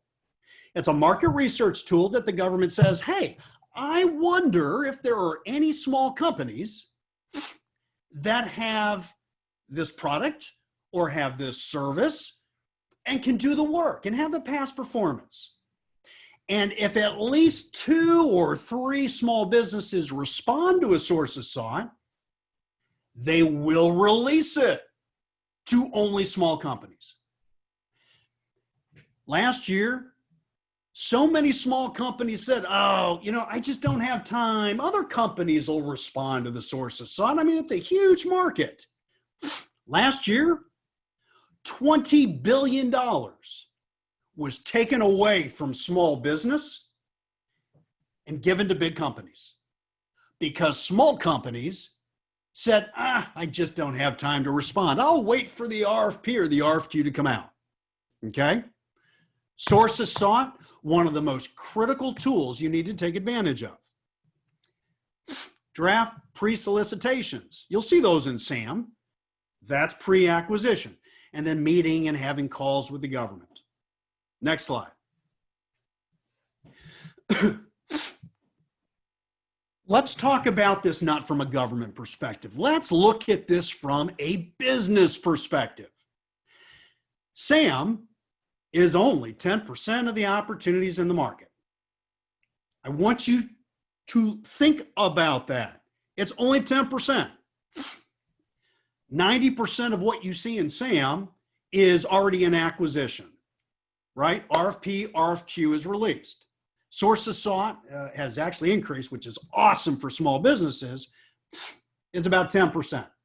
So only 10% of all the products you could be selling and all the services you could be providing, only 10% are you going to find in any online system. That other 90%, they know they need to buy something, but it's not a priority. Perfect example, COVID, right? They're like, we're just going to keep pushing it towards the end of the fiscal year because we're having trouble, employees working from home, whatever. Or they don't realize they need some help and you have to show them. The only way to access the 90% is to what? Is to build relationships. It's to have 3 strategic targets that you spend your year engaging and talking to and collecting intelligence. market intelligence. Next. So let's take a step back. Before we go into what actual sales activities you should be performing, let's talk about how you differentiate. Because folks, it is not what you sell. I don't care what product or service you provide. I care about the value that your product or service provides to others. This applies whether I am a government buyer or whether I'm a potential teaming partner, okay? Let me go off on another tangent. 90% of small businesses that attempt to enter the federal space win their first 3 or 4 contracts as a subcontractor. 90% of all of you will make your money not by signing a contract with the government, but by subcontracting to another company. Why is that so important? Because that builds past performance. Past performance counts as a subcontractor, okay? You don't know how to bid or write a proposal.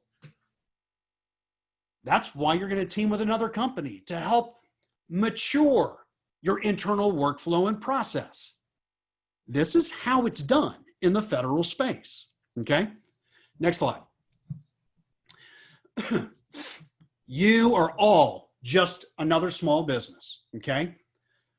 One of the key things when you look at, well, how do I communicate my value, right?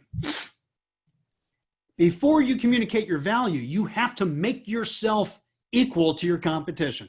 This is a really simple business strategy, right? When you walk in the door, whether you're talking to a teaming partner, whether you're talking to a teaming partner, you're talking to a government buyer, they don't know who you are. There's no trust, right? You're the 50th company, the 30th company to walk through my door in the last 12 months, right? I've got companies that I'm already buying from that sell what you sell. If you can't convince me that there's real value in some of my procurements going through you, you failed. Okay, next slide.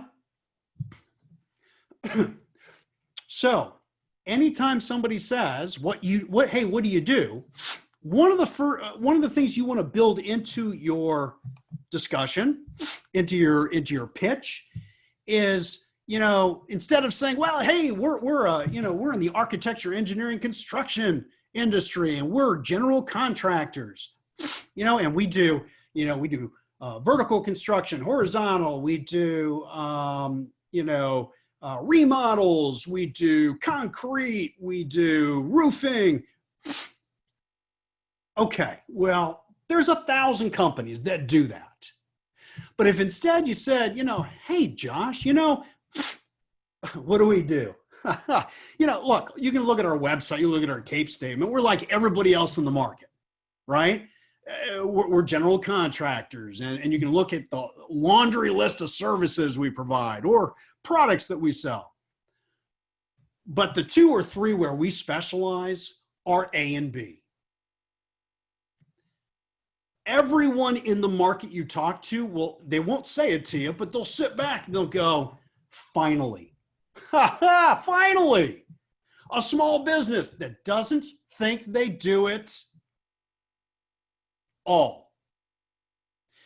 Because most small companies think they have to come across as, we're the best, we can do it all, we can do anything you need us to do. Well, guess what? You sound like a small company. Yes, you sound like a small business. If you instead simply go, look, we're like everybody else. You can look at our marketing, our website, our CAPE statement. Yeah, we do what they all do, but the 2 areas where we specialize in are boom and boom. Now, I change those 2 depending on who I'm talking to. Think about this for a minute, folks. You're going into a meeting. You've probably done your research. You've seen what they've been buying over the last 6 months. And you go, okay, of the 6 services we provide, they've been buying a lot of these too. Those are the 2 that I'm going to say we specialize in. Okay? It's marketing.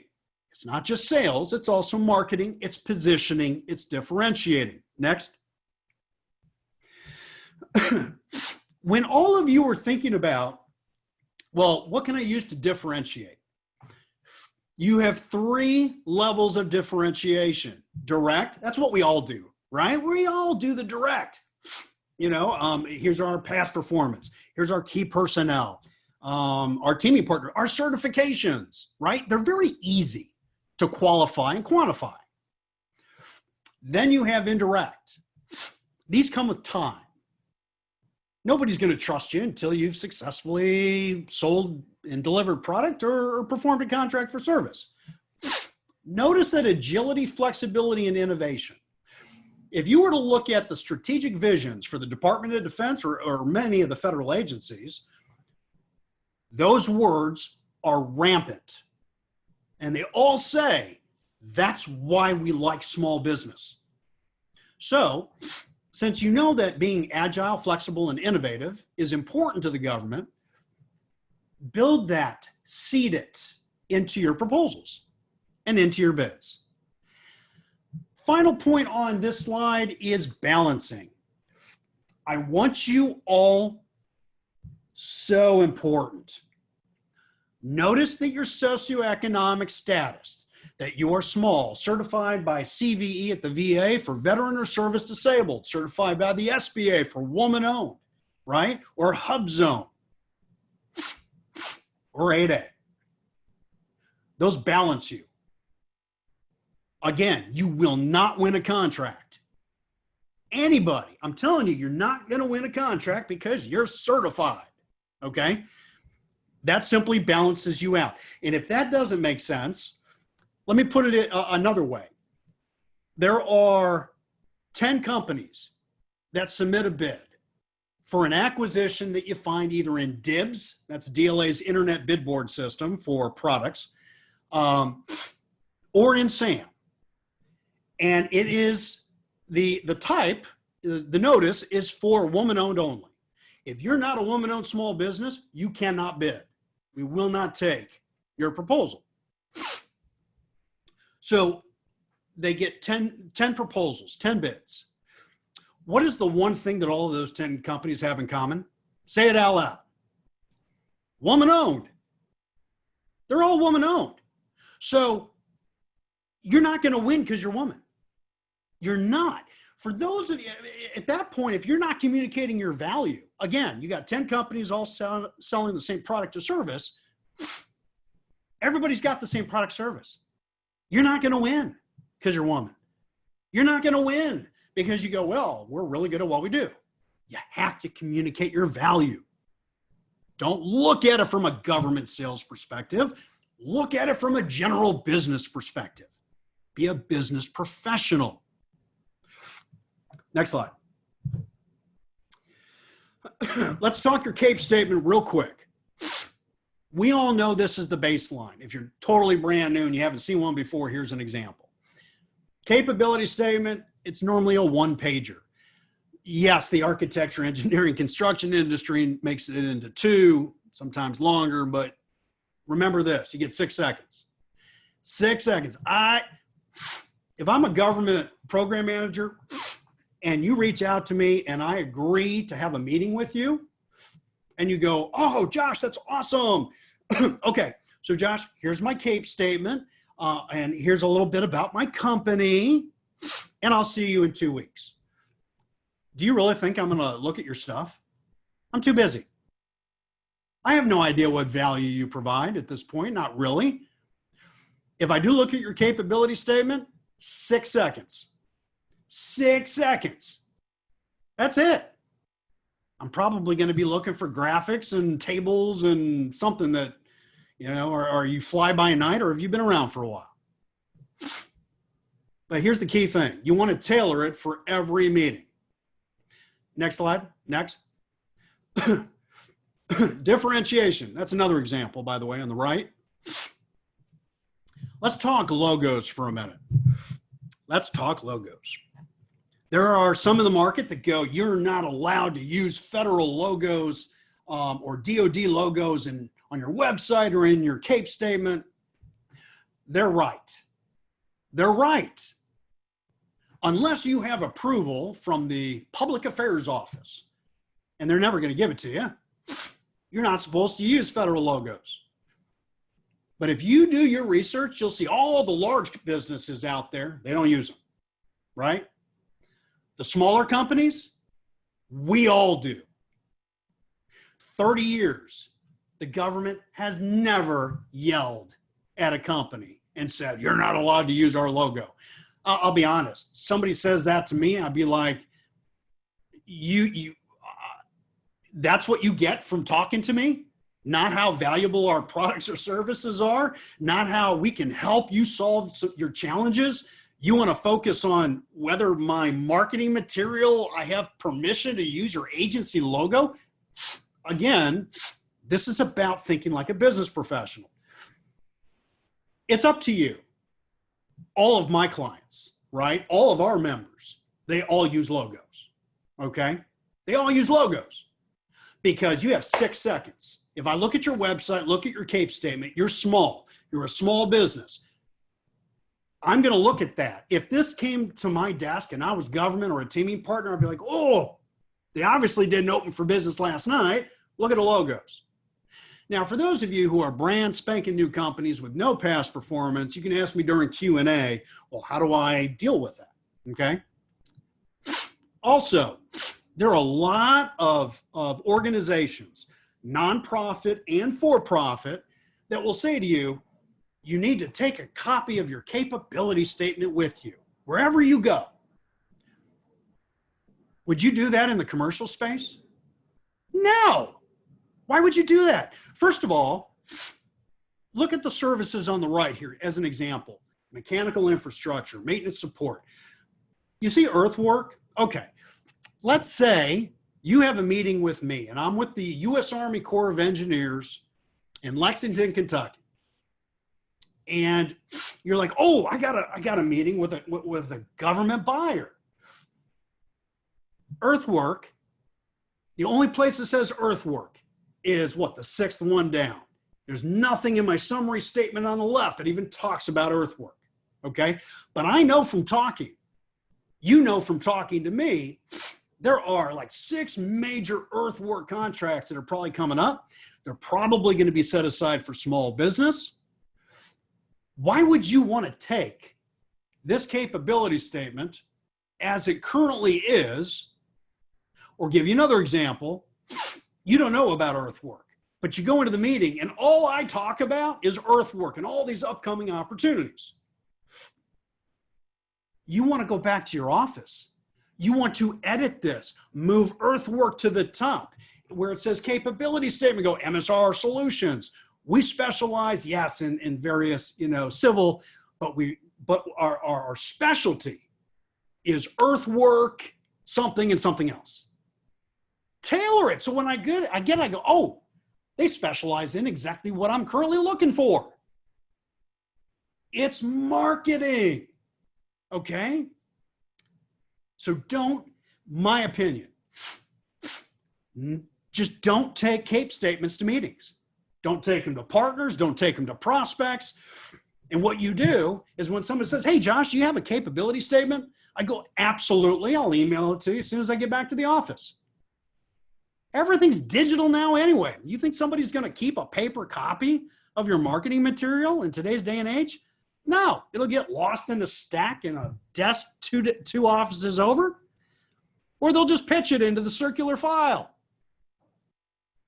Use your head. Think like a business professional, not just a government salesperson. Next slide. Now, if you can't communicate the value of what your product of your products and services, this next is what your capability statement looks like. And if you're not laughing, it's probably because you don't like Stephen Colbert. I love Colbert. I love his dry humor. We're a great company. Man, you have a quota to do business with us. You should put us on your team. You should buy from us, Mr. or Ms. Government. If you're not communicating metrics, numbers, percentages. Okay, let's say you're technology and you say, we decrease the speed of access to the enterprise. By what percent? What's the value? You sell certain products. Let's say you sell batteries. You sell batteries for marine boats. Okay, how long does your battery last? Longer than the competition's. How often do you have to replace that battery? Does the government, does the Navy have to replace that battery? Hey, we get replaced, 8%, ours lasts 8% longer than the competition. Numbers, metrics, percentages, quantifiable, qualifiable metrics. That's how you communicate value. So if all you're doing is putting, hey, we're woman-owned, 8A, and it's all over the top of your CAPE statement, you know what you're telling me? You're telling me you believe the value of your company is that you're certified. Now, how obnoxious does that sound? Think like a business professional. You should have all your certifications at the bottom of your capability statement. You should have them at the bottom of your web page. Okay? And I've already told you 50% of your brothers and sisters fail to win government contracts. Why? Because they believe their value is their status. It absolutely is not. And I'm beating a dead horse. I know I am, but it's very important. Next slide. So let's bring this full circle. Hey, Janet, it's nice to meet you. What do you do? Right? We're at a conference. Or I'm on COVID, I'm on a conference call. Next. I don't want you to tell me what you sell. Yeah, I do, but bear with me here. I don't care what you sell. Don't tell me you're small. Don't tell me you're minority or woman or veteran owned. You're going to sound like everybody else. Okay? Because if you go, hey, Josh, we're a small 8A woman-owned business that does X, Y, Z. Wonderful. You have just told me that the value you provide is your certification. I'm serious. This is if I can convince just one of you to stop using your statuses as part of your sales process as a core differentiator, you will focus on things that will make you money. Next slide. So again, not what you sell. It's not your status. Next. It is the value it provides. Next. So what happens when you focus on value? I'm trying to twist your arms, right? I want you to think differently about how to apply these things that you've certified or what you've already learned. There's a real world example. This happened about 2 years ago. One of our clients called up and said, hey, I have a meeting with the Fort Leavenworth senior contracting officer. I've spent 3 months to get this meeting. What do I do? My nose is going to kill me. All right. And I said, well, I'm going to walk you through it. And so she did. And so she walked in, she sat down, and the CEO said, so Mary, what do you do?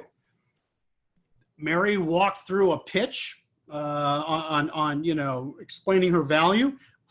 And about 30 minutes in, the CEO goes, Mary, all right, you're a small business, right? Mary goes, yeah, I'm a small business. He goes, do you have any other statuses? And she goes, yeah, I've got, we're 8A and tribal and woman owned. And he leaned forward, he goes, Mary, we've been talking for 30 minutes. Why didn't you tell me you had all these statuses? Don't you know there's a congressional mandate, federal mandate, defense mandate, 23% small, 5% 8A woman, 3%, service disabled and hub zone. And here's what she said. Next. That's not who we are. That is not the value that we provide. Now, y'all can steal this. Y'all, can you tell I'm from Missouri? All right, Midwest. By the way, that's where I'm at, Missouri. That's not who we are. That is not the value that we provide. Next. He leaned back in his chair. He scratched his head. He goes, Mary, I think that's one of the best responses I have ever heard. He immediately took her into the back office and introduced him to 3 other contracting officers. He said, look, this is what our company does. The value she's provided to various folks. And I really, really like how she approached our meeting. She had 2 contracts in 90 days. That is the power of understanding how to communicate value and how to communicate your status as part of your sales process. Next. So, who buys what you sell? This is propensity. If you haven't ever done this, I want to show it to you. Next. First of all, it's very hard to put all this stuff together, but I just want to show you. I'm not going to go through a ton of detail. If you have a certain status, this will immediately show you who's hitting their numbers and who's not. Okay, this was for 19. I am totally shocked to death that HubZone, that has always been in 30 or 40% across the government, jumped to 75%. Congratulations to the HubZone office at SBA. Phenomenal job. Next slide. Here's another way of looking at it. Look at your, again, another reason you may want to get the slides.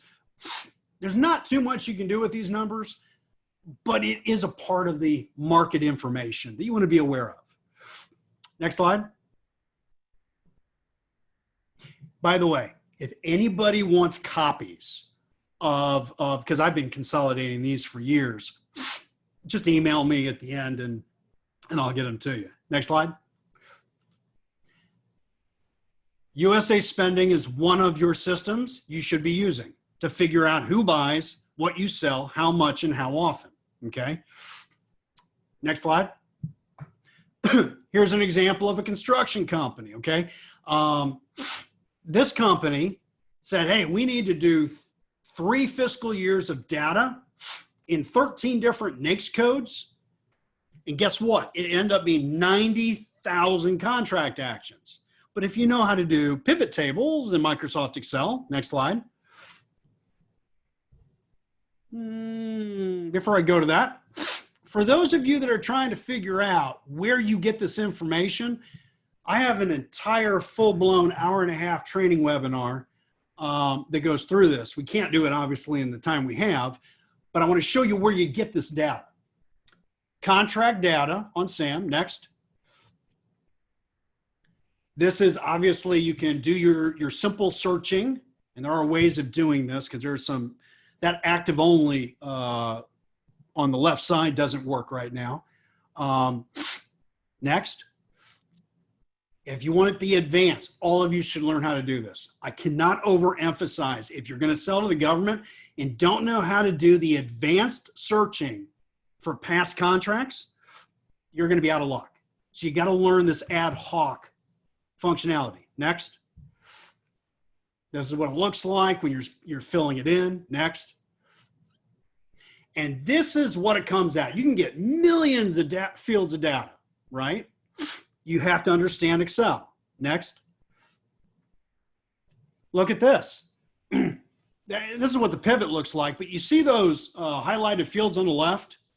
Those are contracting offices, specific cities and states. So I know exactly where all this money is being spent. Next. You're able to break it down by NAICS code. Next. I can look at it from an agency perspective. Next. I can look at it from a product service code perspective. All right, so let me go down a quick rabbit hole. All of you are told it's all about NAICS codes, North American Industrial Classification System. PSC codes are actually more granular, can be depending on your industry. And so when you are searching for opportunities, whether it's in SAM, whether it's in DIBS,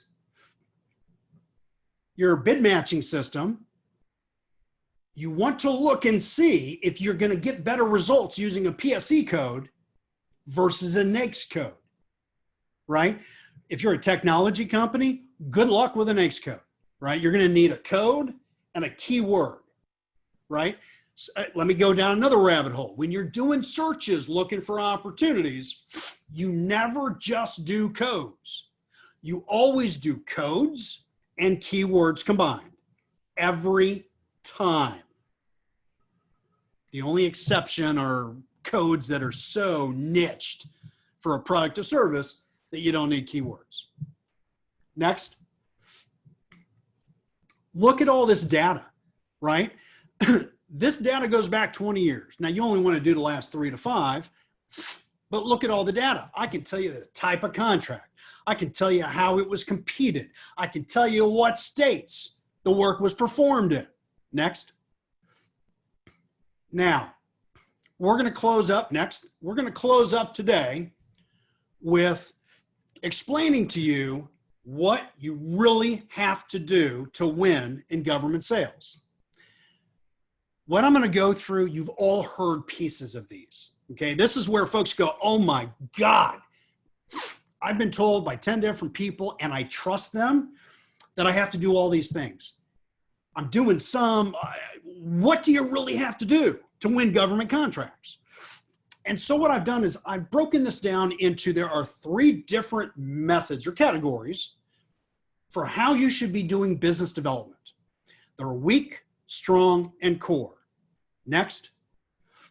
These are the weak ones, okay? If all you're doing is responding to SAM, if all you're doing is going into DIBS, again, DLA's Internet Bid Board System, DIBS is a different system than SAM that has billions in product sales every year, okay?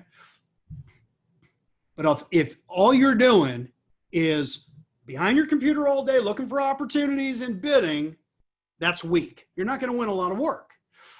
Bid matching tools, those emails you get every day saying, hey, there's an opportunity. Hey, there's an update to an opportunity. That's weak if you don't do all the core. If all you do is respond to an RFP, that's weak. Don't look at job openings. I've had some folks go, well, you know, they've got 3 openings for this type of position, so they must be having a lot of trouble. Maybe they need our services. I've never seen that work. Never seen it work in 30 years. Social media. The only social media that you should be using for government is LinkedIn. Period. I don't care that NASA has Instagram and Twitter and all the other pieces. LinkedIn.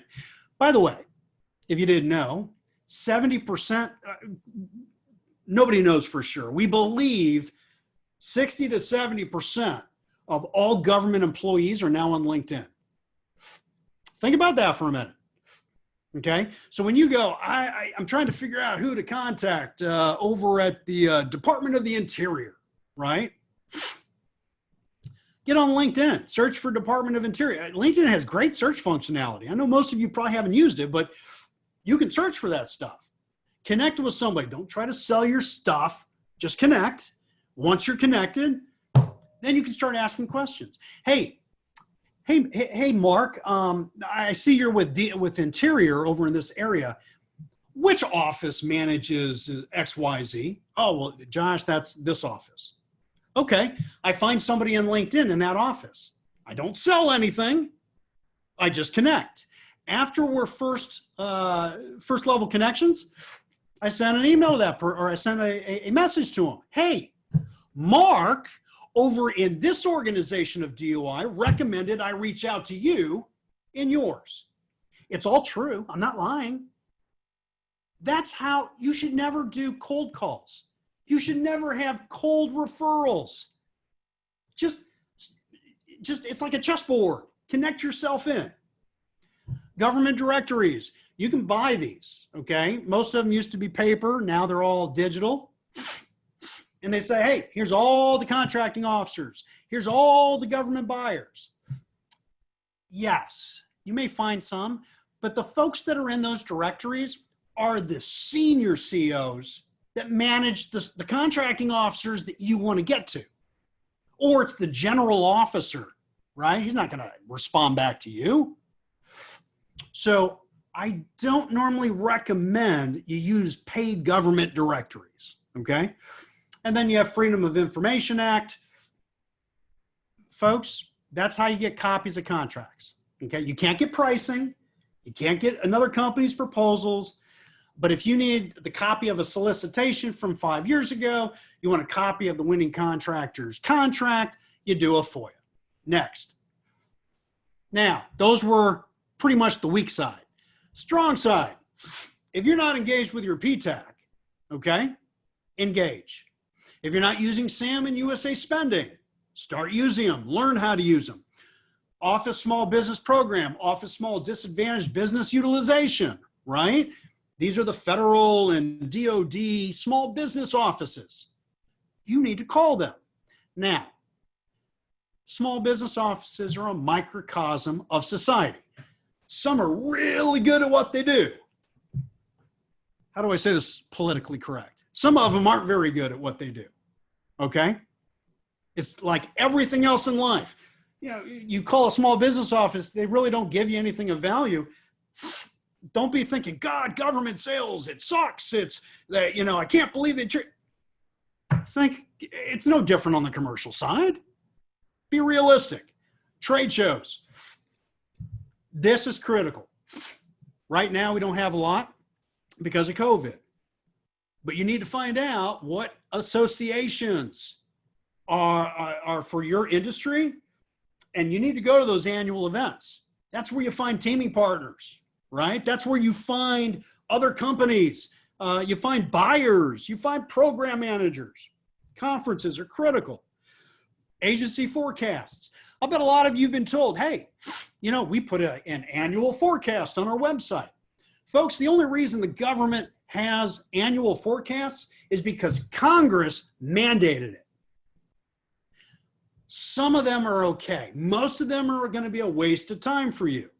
You should look at them, quickly look through and go, okay, is there anything of value here? Is there any opportunity? And if the answer is no, just move on and don't look at them again. Okay?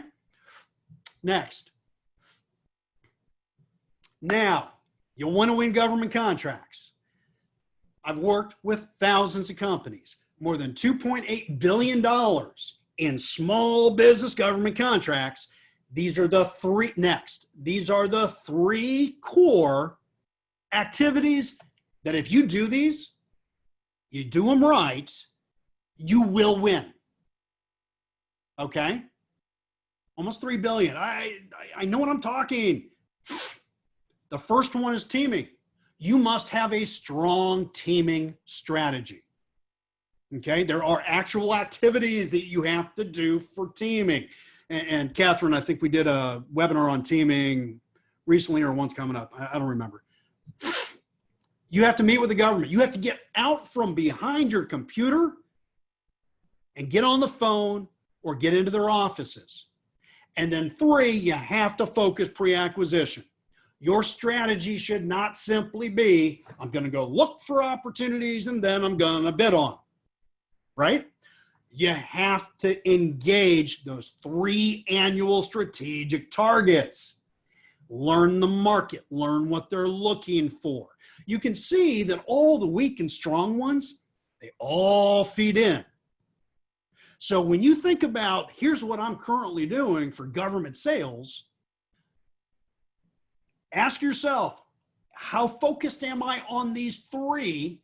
Or am I overly focused on some of these weak or strong ones on the peripheral? Okay? Again, these slides are so detailed. Make sure you get a copy. Next slide.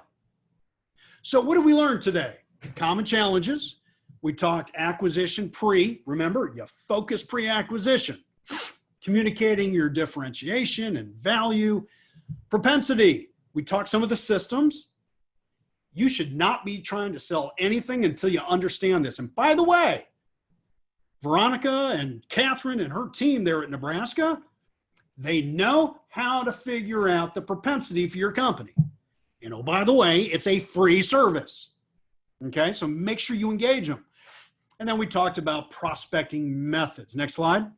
For those of you who like podcasts, we are on this page as well. Whole bunch of industry experts for small business have podcasts. Okay, next slide. Go back one more. I'm sorry. govconpodcast.com. Next slide. So before we go into Q&A, because I have gone way over, like Catherine knows I always do, 5 things. First, connect with me on LinkedIn. I put a lot of stuff on LinkedIn. What's happening in the market, recommendations. For all of you that have heard about CMMC, right? Cybersecurity and companies are going to have to be certified. I did a huge white paper on how small companies like yours, what you should do first. Connect with me on LinkedIn. Number 2, I'm a multi-best-selling author. The one you start with is Insider's Guide to Winning Government Contracts. Okay? It is, if you like how I talk and how I approach the market, that book will mentally help prepare you. Podcast I already covered. If you want copies of CAPE statements and other stuff, you can get a free account under FA. And again, engage your local PTACs. My contact information is at the top. Catherine, I am ready for Q&A. Great, thank you. So, first of all, I just had someone comment that they really loved your presentation and wanted to know how they can find out about any more, webinars or trainings that you give. I linked them to our page because I know we have a few left this year. Okay. But I also mentioned to maybe follow you on LinkedIn. I know you're pretty active on that. Yes. Okay. Is there anything I missed? Any other places? No, as long as they've got your link and they're connected with me on LinkedIn, because I promote when I'm out there doing stuff. So no, that should do it. Okay, great. So I just had a comment from our PTAC program just about capability statements. I just want to make a note that sometimes when we've had events that are in person, some of the agency or contracting officers that we have are still a little old school, and so they do kind of like that paper copy. So I just kind of wanted to say that we encouraged when you do have a meeting to sometimes bring also a paper copy and then also have a digital copy available. If I could touch on that real quick. Yes. I absolutely I'm kidding. So, no, you're absolutely right. So yes, you should have some paper copies on you, but if you've got a choice, don't give it unless you absolutely have to. And I'll be honest. No, I'll leave it at that. So yeah, you have copies. There are those that are old school. That's a very polite way of putting it, but yes. Okay, so a question, am I allowed to send a PDF format of your slides to attendees? We have a few. Absolutely not. Those are sensitive and yes, of course you can. Yes. Okay, thank you. Just wanted to make sure. So I will be sending those out. I also wanted to reiterate, did you say to maybe follow agencies on their Twitter feed? No. No? No. Okay. I just want to make that comment. Sometimes they do post opportunities that are under 25K. Yeah. The answer, all right, so here's the deal. If you know for sure that a micro purchase, right, which is normally under 10, FAR 18.2 with emergency acquisition flexibility for COVID, has it at 20 for credit card. But normally it's $10,000, okay? If you know for a fact that some agency is using social media to market micro purchase less than $10,000 type buys, sure, absolutely. Go ahead and track it.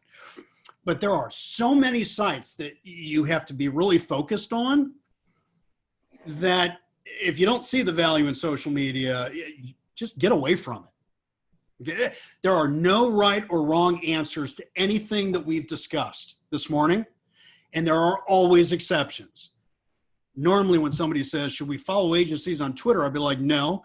I would say make sure you have a really strong keyword and code search algorithm for SAM or DIBS, etc., so that you know you're not missing good opportunities. But there are always exceptions. Okay, great. Thank you. I have a question from Chris. On his capability statement and kind of about the logos. Mhm. Do you downplay your veteran status? I think he's asking. And So, okay, yep, yeah, so would that be Chris Blaylock? yes. Yes. Okay, because I've been staring. You're the one person that's been right under my camera out of the 50 odd people. Oh, okay. So I've been staring at you the whole time. Anyway, so your veteran status is a socioeconomic status. If you're marketing your veteran status over the value, then I think you're doing the wrong thing. Okay. It will open doors. It will provide value, but it's a balancing differentiator. You are either communicating the value that your products or services provide, or you're not. And any status you have, any logo you have, will never lift you up enough for a competitive advantage. Okay? That's good. No, I never thought about it like that. That's great information. Thank you. Thank you. Okay, so thank you. So your 6-second concept, could you please explain that again? Yeah, just real simple. Let's say what you emailed it to me, or we're at an event, you hand it to me. I'm not reading it. Nobody's reading it. My eye is going to get drawn to whatever is going to draw my eye. You get 6 seconds, right? I don't know who you are. I don't trust you. I don't know how strong you are at what you do. I don't know if you opened your doors for business yesterday. I want to see your past performance logos, and I want to easily see what services or products you provide. 6 seconds. You're either a brand new company or you're a mature company that's been around for a while. And if you're brand new, show me your commercial logos, so I don't think you're brand new as a business in general. Okay, great. Thank you, Josh. What is the best way to reach out to people and make contacts during COVID, in your opinion? So, great question, and I get it all the time. Email, LinkedIn, programmatically calling folks you already know in the government and asking them to introduce you. Perfect example, you're working with the Department of Commerce. You've got NOAA, and you've got another subordinate agency, let's say, and you're working with NOAA. You want to talk to somebody in that other agency. I'm going to call NOAA and go, hey, whether I have a contract or not, I may call a PM, I may call the small business office, whatever, and go, hey, who in this other organization does what you do? I don't want to cold call in. Who does it? Oh, well, that's Mike Thompson. Oh, okay. I'm going to reach out to Mike Thompson on LinkedIn. Hey, Mike, Mary over in NOAA recommended we connect. He's going to connect, right? And then I'm going to send a message, go, hey, the reason why she recommended I reach out is I had a question for you. Not trying to sell you anything. I got a question. Can I email you? Because I want to make sure I understand this before I bring my company into all the money we're going to spend to engage your agency. Can you give me 10 minutes? Tactics and strategies, not complicated. You just need to see the forest through the trees. Okay, thank you. Okay, so I have a question from Rick. He says, great presentation. Thank you. He has some experience with a certified company winning WBE, winning government contracts for environmental work, but not having specific experience or knowledge doing the work. So they subcontract with him and others who are more specialized, and they simply act as a project manager and make money off the overall work being done. He kind of wants to know if you have any opinion on how they win these contracts without the specific knowledge or experience. They know how to market. They know how to write a really good proposal, right? I will say that everybody that's listening to me right now, what you just described is somewhat illegal, depending on the work share. Okay. If something is just again, I don't have all the facts, but in general, pass-throughs are frowned upon by the SBA, contracting officers, et cetera. How are they winning contracts? They know how to write a bid. They know how to communicate their past performance. Okay, that's it. All right. It's not what you sell. It's not how good you think you are. It's not your past performance. It's how you apply it. In other words, it's not about government, folks. It's business. How do you position? Right? It's no different than the commercial market. They're just really good at it. So hopefully that answers. If not, email me. I'll chat with you. Okay, I have a question from Bobby. Do you have a podcast specifically, like an episode on providing direction on how to best set up refined searches in beta.sam? So the answer is, I'm trying to think, the that federal access there on the page, it's got a bunch of videos on it, but I'm not sure it's in the free area. Tell you what, you connect with me on LinkedIn and ask me for what's the link. I'll give you a link to my Dropbox that has a 20-minute video on exactly how to set up the search and bypass the bugs that are currently in SAM. Okay. Okay. But nobody else. I don't know who asked that question, but nobody else can. I'm kidding.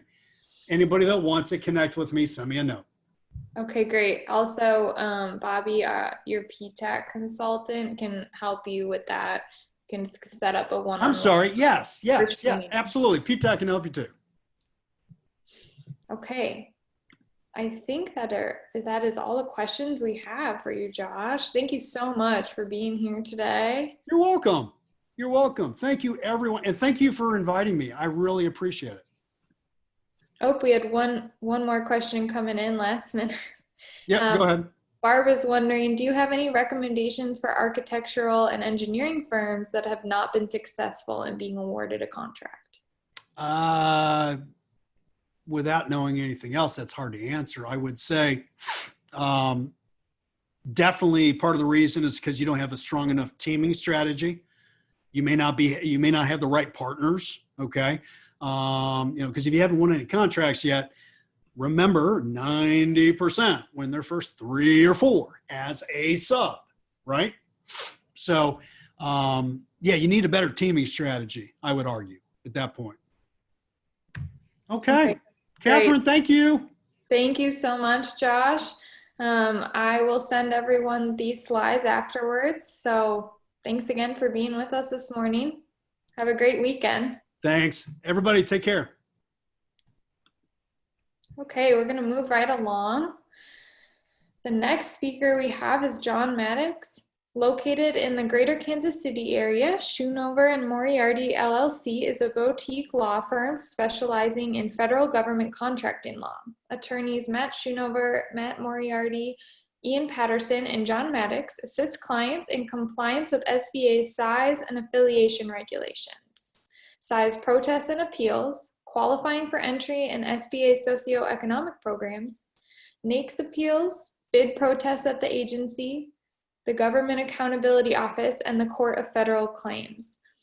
They also help with requests for equitable adjustments and claims, appeals to the Civilian Board of Contract Appeals and Armed Services Board of Contract Appeals. And they also advise clients on all other issues relating to federal government contracting. So if you have any questions or want to check out their website, please visit schoonoverlawfirm.com. Schoonover is spelled right now on your screen. For more information, you can also check out that site, or you can reach out to John personally. He will be providing his contact information after he is done with his presentation. So thank you, John, welcome, and I'm going to turn it over to you. Thanks so much, Catherine. I appreciate the opportunity to be here with you all today and to talk a little bit about the Mentor Protege program and joint ventures. And if you go to the next slide, please. So here's kind of, just want to provide a little, before we get going, just a roadmap of what we will discuss today. First, we're going to talk about the All Small Mentor Protege program, purpose, benefits, eligibility requirements for both the protege and the mentor, and then really importantly, the agreement that accompanies this relationship. And that's a really critical piece when applying for this program at SBA. Then we'll transition to a related topic in many respects to joint ventures. And we'll talk about the form of joint ventures, how you can joint venture as a small business, the written agreements that accompany joint ventures and the requirements and the provisions that must be included in those.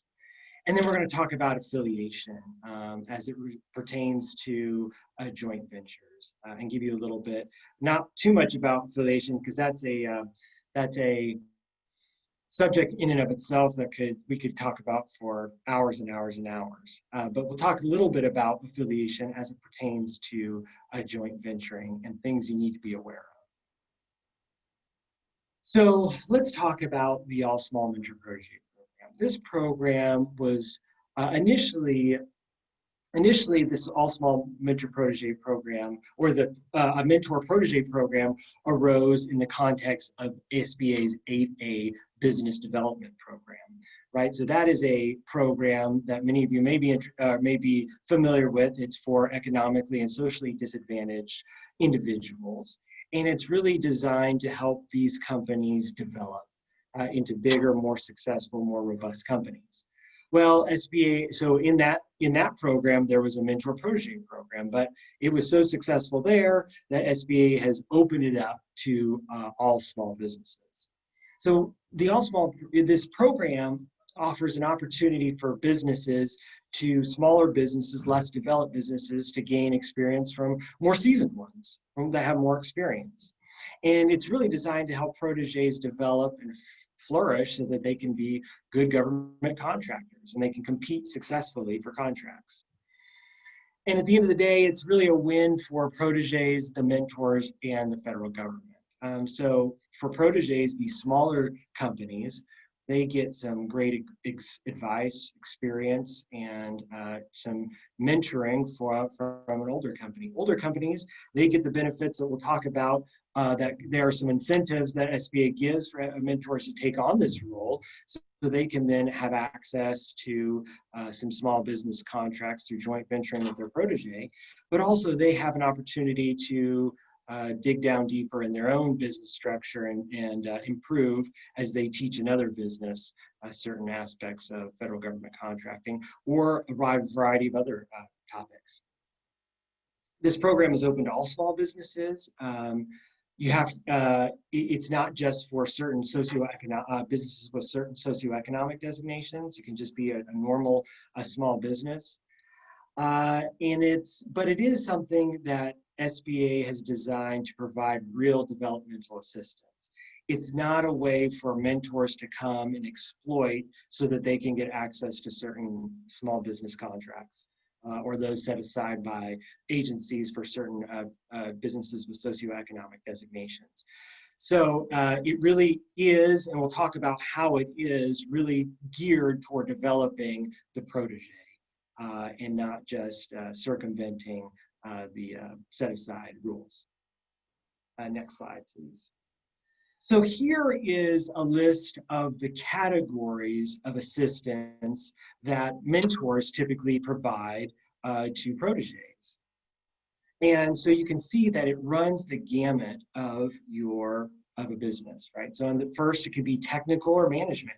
You could help the mentor could help a protege with manufacturing processes, implementing Six Sigma in their manufacturing. Strategic planning, it could be accounting or marketing, technical issues. But it could also be financial. There could be equity investments or loans. We'll talk a little bit about that in a little bit as well. But they can make certain equity investments or loans to their protege to help them develop. They can subcontract. So the mentor can subcontract to the protege can subcontract to the mentor. Also, international trade education to the extent a small business is seeking to, export its products or services elsewhere. They can get help from its mentor in that way. Or, and importantly, business development. The mentor can help connect the small business with agencies, buying entities on the federal side and in the commercial marketplace. They can take them to trade fairs. They can they can leverage their business contacts for their protege as well. And then on the general administrative side, so you have your core competency that you do what your business is organized to do, whether it is to sell products or provide services, but there are these ancillary parts that are critical to your business's success. So for instance, human resources. How do I recruit the best talent to my company so that we can grow? How do I get a good engineer? How do I get a good, whatever it be? You can get some good assistance there. You can even joint partner with your mentor and have some shared services as well. Or for example, security clearance support from your mentor being sponsored there. So there's a whole host. It runs the whole range of what you do at your business on a day-to-day basis, or in strategic long-term planning as well. So keep in mind that this is a very robust program that's not focused on one particular area, but to many. Okay, so let's talk about what are the benefits of entering into this program. First of all, it allows small business, it allows the mentor and the protege to join, and we'll talk about this in more detail later on, but it allows a mentor, a protege, a small business, and a mentor, which is typically a large business, but not necessarily, to joint venture and to gain access through that joint venture to small business set-asides. Those set aside for small business, SDVOSB, WSB, Hub Zone, or 8A, depending on the proteges, whether the protege would qualify for those contracts. A joint venture between the two would qualify for any set-aside contract for which the protege qualifies. So if you have a protege that's an SDVOSB and it's average annual receipts, which is the way SBA calculates size, if those are you have an average annual receipts of 5 million, but the contract you want to go after is set aside for SDVOSBs and the NAICS code has a size standard of 8 million, well, that joint venture could go after that contract, even though your mentor is a large business with perhaps a size that's well above the $8 million size standard. So that's a very key benefit. And it's what I was talking about earlier. It's not, the program, while it does have this key benefit, is not designed just for joint venturing and helping mentors get access through these joint ventures to small business set-asides. Another really key benefit for both the mentor and the protege is the mentor can take up to a 40% equity stake to provide the protege with capital. This is important for it's a way for the protege to get money to expand and grow its business, but it's also an opportunity for a mentor to take a stake in and really get some more skin in the game with the small business and to help it so that it's really invested in developing it to the point that it can be a robust and competitive business. And another very critical benefit is the affiliation shield. So as I mentioned, affiliation is a topic in and of itself, but affiliation essentially is SBA when it determines the size of the business.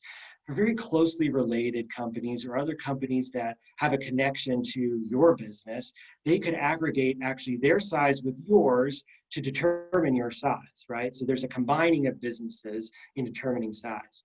Well, here, as you can imagine, under the mentor-protege program, there's going to be a pretty close relationship between the protege and the mentor.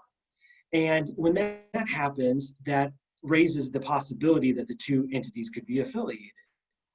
But here in the program, any assistance that the mentor is providing to the protege that's included in the agreement, an important point, is off limits for affiliation purposes. In other words, if something is in your agreement, certain assistance, SBA can't use that as a basis to find you affiliated with your mentor. Now, there are some other reasons that you could be affiliated with your mentor, but overall, there's a general affiliation shield between a protege and a mentor to protect this close relationship that they develop as they work together. Next slide, please. So there's a few things to keep in mind. We're going to talk a lot more about joint ventures later, but in the all small mentor protege context, when you enter into the agreement, the relationship initially, that does not give the mentor and protege an automatic joint venture. That's a second step that the companies have to undertake to form. So once the SBA approves your mentor-protege relationship, you still have to undertake the legal requirements to form a joint venture, forming a separate legal entity, having a written agreement, that sort of thing, which we'll talk about a little bit later. And the joint venture, once that's formed in the all small protege context, it still has to abide by certain work share requirements and the limitations on subcontracting, right? So a joint venture for purposes of the all small mentor protege program still has to abide by many of the key restraints that SBA places on joint ventures. And it's very critical. This is a very, very important point. SBA, before you and your mentor submit on a bid through this joint venture, it's critical that SBA has approved your mentor-protege relationship. So you may think, okay, I've identified a mentor I want to use. Maybe it's a company you've used as a subcontractor, or you've subcontracted to or with before. And you say, okay, let's get together. And you start putting together your mentor protege application. And you also start simultaneously putting together a joint venture. That's all well and good and fine, but do not submit your bid through that joint venture until SBA has approved your joint venture, your mentor protege relationship. If you don't do that, that could raise some serious affiliation problems because your size is determined on the date you submit proposal usually when you that includes price. So if you don't have an approved mentor protege relationship in place by the time your joint venture with your mentor submits its bid, you will be affiliated with your generally affiliated, meaning that their size would be aggregated with yours for determining just your size alone. And so it's very critical that's in place before any bidding through that joint venture occurs. Next, please. Okay, so what are some limitations to this program? You say, okay, this is interesting. Mentors can usually only have one protege at a time, but they can have up to 3. Right? So mentors are typically larger, well-developed businesses. They can usually only take one on at a time, but they can have 3 as long as they don't conflict with others, right? So if it has a protege already and it couldn't, for example, take on another protege that competes with its first protege, that would be a conflict that SBA wouldn't allow. So typically mentors have one at a time, and typically proteges only have one mentor at a time. It could have a second one if the first one doesn't provide the assistance it's seeking to develop. So for instance, say it's seeking to develop in one NAICS code, certain competencies. Say it's trying to develop a second business line that it's dabbled in before, it can then get a second mentor simultaneously for that other NAICS code and for other purposes.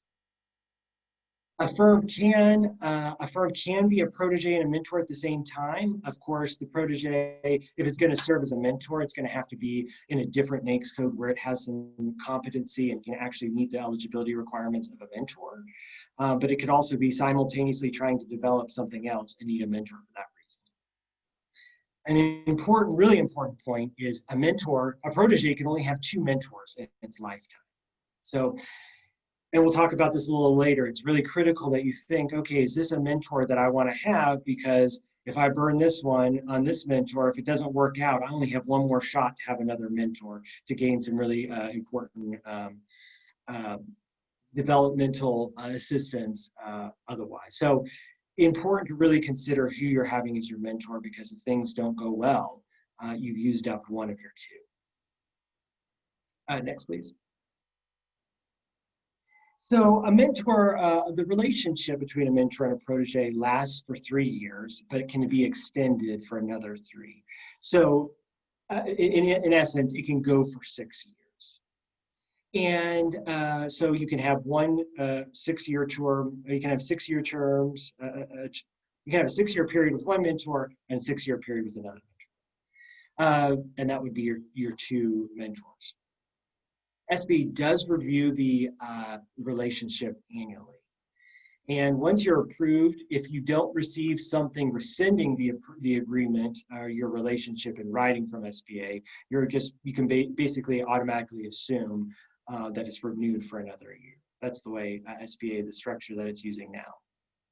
But every year, 30 days before your anniversary of your approval date, say you're approved this year on July 1st, you were approved July 21st of 2020. In the period the 30 days leading up to your anniversary in 2021, so all of June, you have to submit a significant amount of information to SBA about assistance that you were provided over the previous year, loans or investments made by your mentor, subcontracts that you've had with each other, the federal government contracts that the pair has been awarded through joint venture, and a narrative describing, the success that you've had in receiving this business development assistance from the mentor. And so there is an administrative component here for this program. There is reporting. The SBA does scrutinize it on an annual basis.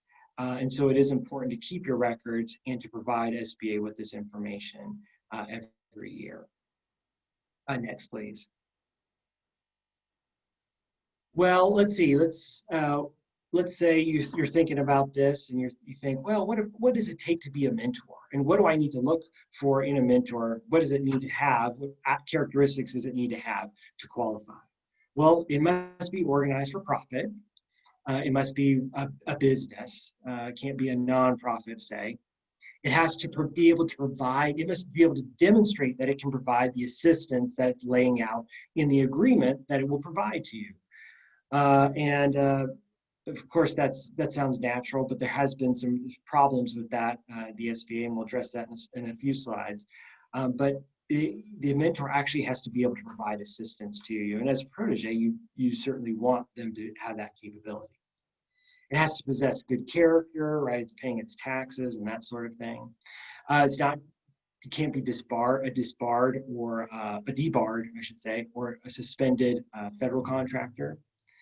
And it has to be able to impart knowledge that it's gained through experience or just its general business operations to a protege. So while they're pretty broad eligibility requirements, they're pretty important ones that the SBA does look at and is increasingly looking at after it was called on by the Inspector General report not too long ago. Okay, next slide, please. What do you have to be a protege? Okay, you think, well, this sounds pretty good. I could use some assistance in certain areas of my business. What do I need to do to qualify? Well, first, you have to be organized for profit. You have to be a for-profit business. And you have to qualify as small in your primary NAICS code or seek a secondary NAICS code that you're seeking to develop. So your primary NAICS code is one that you choose, that you say, hey, look, this is and maybe I'll back up. What is a NAICS code for those who may not know? A NAICS code NAICS stands for the North American Industry Classification System.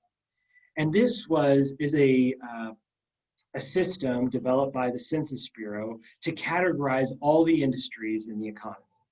And so when SBA has then taken this and put it in their regulations and assigned a size standard, which could be either revenue-based or employee-based for each NAICS code. So for services and NAICS codes, they're typically a revenue-based size standard. So for instance, for some services, the size standard is $30 million. So you're a small business under that NAICS code. if you have a size based on how SBA calculates that size under that size standard. But also, so you have to remain small for the duration of your agreement, small under that primary NAICS code that you choose that best describes what your business does. You could also have a secondary NAICS code, but for SBA to approve you in a secondary NAICS code, not your primary NAICS code, you have to have some pre-existing capabilities there. You can't just say, you know what, I'm a construction company, but I want to get into the IT space and I want a mentor to help me do that. Unless you can show you've done some IT work, the SBA is not going to allow. And again, to be a protege, you don't have to be an SDVOSB or a WOSB or an 8A company. You can be just a small business. But of course, you can also have those socioeconomic designations as well. But there is no requirement in that regard to be a protege. Okay, so what about applying? You apply through certified.sba.gov, and that's the portal that SBA uses for many of its programs, like 8A, WSB. They're using the certified.sba.gov. There's a few things that need to happen before you apply. I'd recommend, if you're interested in this program, go to certified.sba.gov, and it gives you a list of all the documents that you're going to need to upload to the system, to the database, when you apply. So it's important to have that checklist handy, review it very carefully, and have all of that in hand when you're applying. But there's some other things you have to do. Both the mentor and the protege have to be registered in SAM as contractors. They both have to complete an online tutorial about the program and print off the certificates and submit those.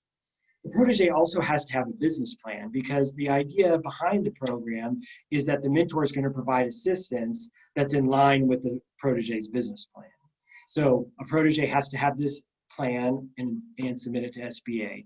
And then there's a mandatory agreement that both the protege and the mentor execute that lays out all the assistance that the mentor is going to provide. And we'll talk about that in the next slide. Okay. Generally, the form of the agreement is dictated by SBA. There's some boilerplate provisions that appear in all of the mentor protege program agreements. The core of the agreement, though, is where the protege lists its business needs based on its business development plan. The mentor itemizes the assistance that it's going to provide to meet those needs. Then a timeline is provided for the identified assistance. And then there's a metric to show how the parties are going to determine whether that assistance was successfully given. Here, specificity and detail are key. SBA is not interested in getting something that's very generalized. You can't say, for instance, I need general assistance. I need some help in, having a better business. I mean, that's not a need that they'll countenance. But even if you say, hey, look, I need to develop a more robust recruitment strategy. It's not enough for the mentor to say, we'll help you develop a more robust recruitment strategy. That's not enough. What are you going to do to facilitate that recruitment strategy? Well, we're going to offer, for example, training quarterly or monthly, and it's going to be for 4 hours each month or each quarter. We're going to provide how to best go about recruiting and finding the appropriate people to staff your business. And then a timeline. We're going to provide this, as I mentioned, maybe perhaps monthly or quarterly, and we'll do it for the duration of our relationship. And then you have to establish a metric and say, look, we're going to provide this assistance until the protege, has recruited these 5 positions, or until they've developed a written plan or a written strategy that will allow them to be successful in recruiting for the next 10 years. Something very specific that you can show SBA that you're going to do to meet the need. So it's got to be very specific. Otherwise, SBA is going to reject the agreement. If you don't have an agreement, there's no relationship. You're not approved. And so the agreement's really important. Let's go to the next slide, and I have another example there. Oh, here, in fact, before we go on there, here's taken directly from the form template. And it just really stresses the specificity that SBA is looking for. What specifically is the mentor going to do to meet your need? When, number, timelines, numbers in annual increments. How will your success be measured? Very important to remember. Specificity is the key. Next slide, please. Okay, so here's what I just kind of came up. That's just kind of a general thing that you can think about. How do I need to structure my agreement? And it's important that you, as the protege, sometimes when clients come to us, we've had clients or people who've thought about the mentor-protege agreement, and they say, you know what, I'm not sure. I want the mentor-protege. I want to get into the mentor-protege program, but I really don't know what my needs are. And I would say, well, that's your first consideration. What is it that you need? As an attorney, we can help you put together an agreement, but I can't help you. I don't know what you need as a business. What is it that you need somebody to help you with? What could you stand to prove? What could a more experienced business offer you? And so that's the starting point of all of this. And in the agreement, listed out just like this. My need is this. Here, very specific. Here's my need. Or it can be a more general, like I need help in developing program management capabilities. Okay, well, what is the mentor going to do? Well, I've identified, here's what I want to do. I think can I get a mentor that will do these sorts of things, right? It's going to provide certain training. It's going to help me to implement this. It's going to do one-on-one counseling with some of the people, the program managers involved, to get their skills up to par to where I need them to be. And then a timeline. Is this going to be done weekly, monthly, quarterly? How many hours is it going to be done on those occasions? That's important. And then the metric. How are we going to successfully, because remember, you're reporting annually whether this assistance is being given successfully. So it's important to be able to put down a metric that is obtainable and that's measurable. So that's all things to really bear in mind. So what are some real considerations as you think about whether you want to participate in the mentor protege program? One, for the protege, this is a great opportunity to learn from a seasoned company. In the commercial world, there's not necessarily a program like this. I mean, of course, they could do it informally, businesses could, but here this requires this business, who is your mentor, to come in and give you some very specific targeted direction. And that's a really useful thing. And especially in the federal government contracting context, one who's been, finding a business that's been successful in marketing itself, in selling its goods to the government, you could really find some benefit in getting some very detailed advice and direction from another company. I would suggest, however, though, before you get into this relationship, that you ensure you're compatible, right, as a protege with your mentor. Because again, you're limited to 2. So if you run into an issue where you really don't like your mentor and you don't get along, well, that's problematic. And even if you were to terminate it, which you have the right to do under a mentor-protege agreement, with I think it's a month, 30 days notice to SBA and to the other party in the arrangement. The mentor or the protege can cancel it at any time with that advance notice. Even with that right, you lose one of your lifetime mentors if you don't get along. So I would suggest maybe subcontracting with your mentor, either giving them subcontracts or getting subcontracts from them before entering into this closer relationship. For mentors, aside from the benefits of getting access to set aside contracts, it's a key way for mentors to assess their own abilities. Kind of along the lines of you really know what you can teach another business. If you're find yourself teaching another business certain aspects of your own business or how you approach certain problems or strategies, and find that there are holes in your own thinking, that's actually a bit of a positive. It's something you've identified that you yourself could actually improve as well. And it's also a chance to make some investments in younger companies through the equity infusions that you're allowed to give and loans, and to work on these businesses that you might have relationships with for a long time. So in other words, don't treat this as just an avenue for joint venturing, whether you're both a mentor or a protege, because you really lose the essence of the program by doing that. And you lose some of the probably more important benefit of developing sound business practices and strategies that will benefit you. Next slide, please. Just wanted to raise this SBA Office of Inspector General from internal to the SBA.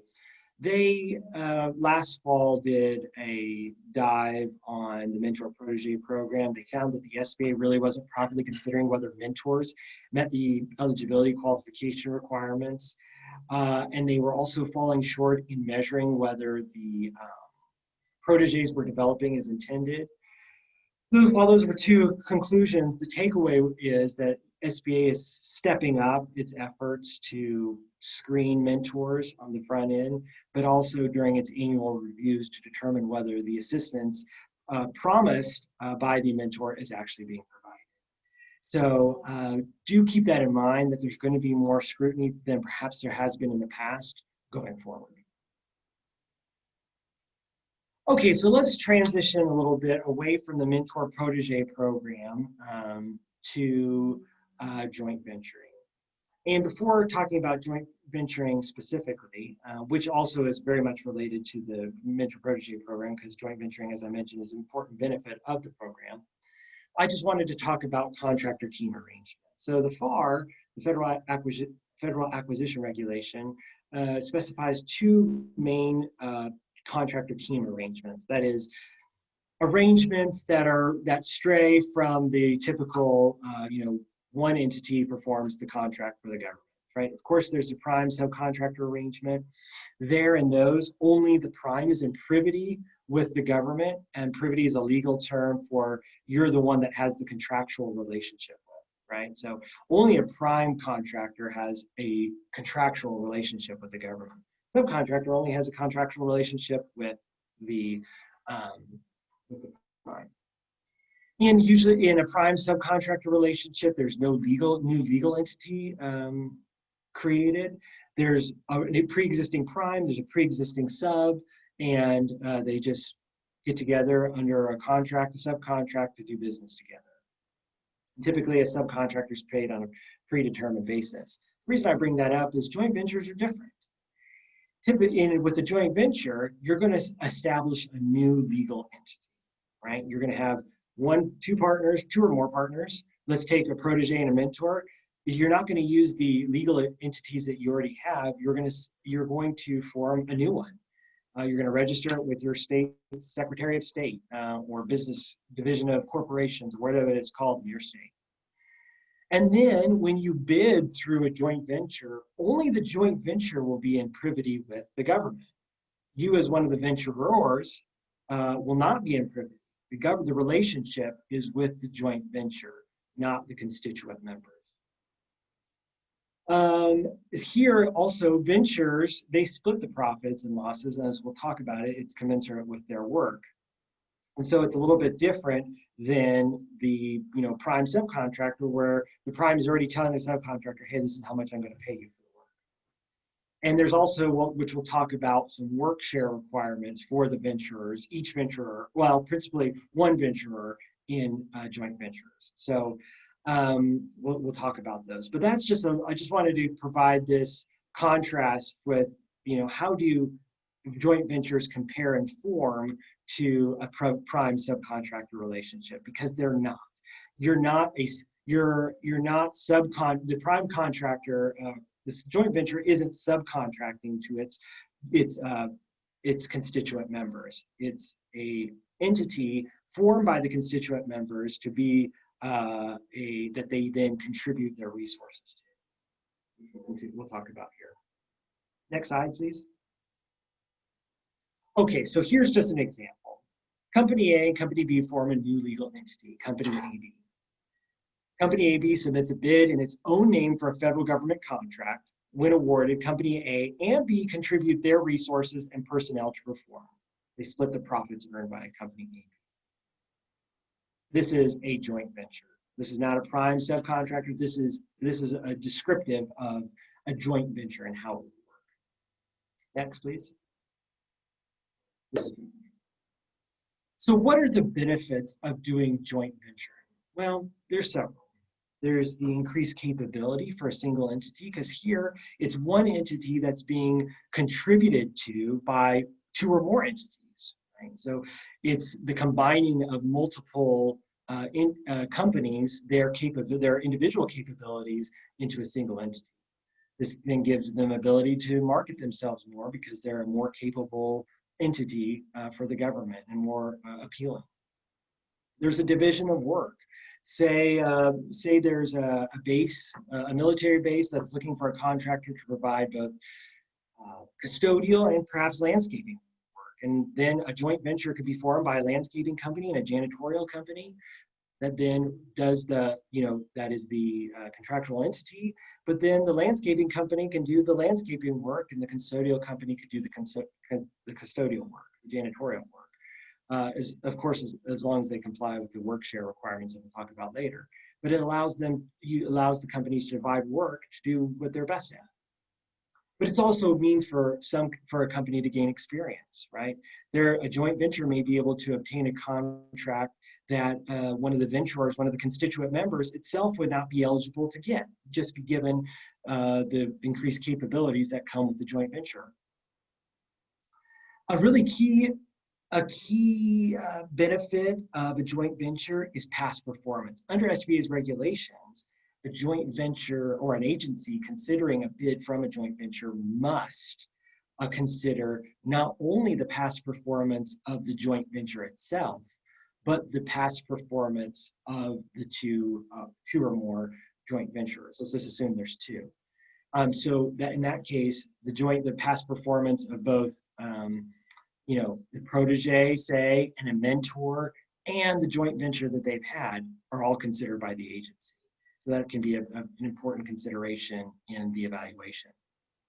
But I would say that you can't use, in a mentor-protege relationship, you can't use the mentor's past performance outside the JV context. So say and just to illustrate, say you've entered into a joint venture, or say you've entered into a mentor-protege relationship with a mentor. And you as the protege want to go bid as a prime contractor on a federal government contract. But you're not using a joint venture, you're not subcontracting to your mentor. In that case, you couldn't take advantage of your mentor's past performance just by virtue of you being in a relationship with the mentor. To take advantage of the mentor's past performance, you'd have to be in a JV that would then submit the bid for the federal government. So that's just an important distinction. The past performance of your mentor comes if you are a joint venture with your mentor, but it doesn't come just by virtue of it being your mentor. Next slide, please. Okay, how does a joint venture qualify as small for a federal government contract? There are two ways. A joint venture of two small businesses that both fall under the applicable size standard. As I mentioned before, each contract set aside for a small business, and that includes SDVOSBs, WSBs, all the socioeconomic designations, has a NAICS code assigned. SBA has assigned a size standard, either a revenue-based one, meaning money, it's a $30 million, say, size standard, or an employee-based one, say a business with less than 1,000 employees. If both of these small businesses fall under that size standard, then the businesses can joint venture. Now, as a small business. Now let's caveat that a little here. Let's talk about one that's set aside for, say, SDVOSBs. In that case, a joint venture would qualify as an SDVOSB joint venture if one venture was an SDVOSB and the sizes of both fell under the applicable size standard. So if you're going after, say, an SDVOSB one, both venturers don't have to be an SDVOSB. Only one does, but they both have to fall under the size standard. So an SDVOSB can joint venture with a small business that's not an SDVOSB as long as they're both under the size standard assigned under that NAICS code for that contract. So that's one way. Oh, no, back if you would, please. The other way is a joint venture can be small if the joint venture is between a protege and its mentor with whom it has an approved relationship. So this would allow the mentor-protege joint venture to bid on a small business contract as long as the protege is small for that contract. It would also allow that same joint venture to bid on an SDVOSB contract if the protege is SDVOSB and falls under the size standard. So in essence, any joint venture that's formed under a mentor-protege program, the mentor-protege program can qualify as small if the protege qualifies, it's looked at independently for that contract. Next slide, please. So let's try some examples just so that we can understand these principles a little bit better. There's a contract that's set aside for hub zone small businesses, and the size standard is $8 million. The NAICS code assigned has a $8 million size standard. Company A is a hub zone small business whose average annual receipts equal $9.5 million. That's the way, average annual receipts is the way SBA calculates size. Company B is a small business, not a hub zone business, whose average annual receipts equal $6 million. Would a joint venture composed of Company A, Company B qualify as an eligible hub zone joint venture for this procurement? Answer is no. Why? They're both small businesses, but they're not, because the hub zone, while there is a hub zone and there are two small businesses, the hub zone small business does not fall under the size standard. Remember, for this to qualify, the hub zone, both companies would have to be under the size standard. It's enough that only one is a hub zone business. That will qualify the joint venture as a hub zone joint venture, but it won't qualify them as small because they're not both small under the size standard. And again, it's not aggregating the sizes of both to determine whether the joint venture is small. They just each individually have to be under the size standard, and that's a change from previous ones. Okay, here's another example for your consideration. Contract again is set aside for hub zone small businesses. The size standard is $8 million.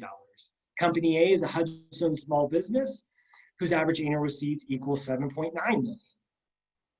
Company B is Company A's approved mentor under the mentor protege program, but it's a large business with average annual receipts equaling $100 million. Would this joint venture qualify as eligible for this contract as a hub zone joint venture? Answer, yes, it would. Why? Because the protege, the hub zone small business, is one, a hub zone, and two, falls under the size standard, right? So it's eligible. The joint venture with its mentor is eligible because the protege is eligible. So even though the mentor $100 million, it could be a very large business, but through the joint venture with its protege, it's qualifying to do some work through this joint venture on a set-aside contract. One of the big benefits we talked about earlier. Next slide, please. What are the form of joint ventures? Well, they're a separate legal entity. So you've got your company, you've got your mentor's company, say, you've got to form another one. So you file your paperwork with the, in form, say, an LLC. That's what we typically see people doing for joint ventures. It could be something else, but LLCs are a good choice given the favorable liability protections that they have, and also their tax, the way they're taxed. But they also have to be, and this is important, unpopulated. What is unpopulated? That means the JV cannot directly employ people who are going to be, who are going to perform on the federal government contract.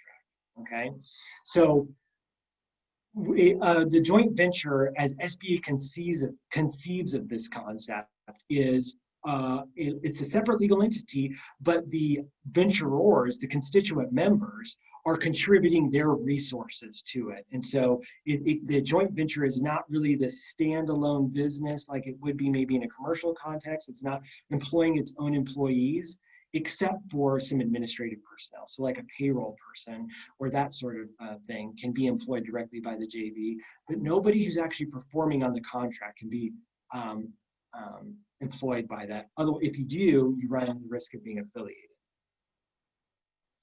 And there is you have to have a written agreement. Now, for two small businesses that are going after a small business set-aside contract, not one for one of the socioeconomic designations, they don't have to have any mandatory provisions. It's open-ended. It has to be written, but there are no mandatory requirements.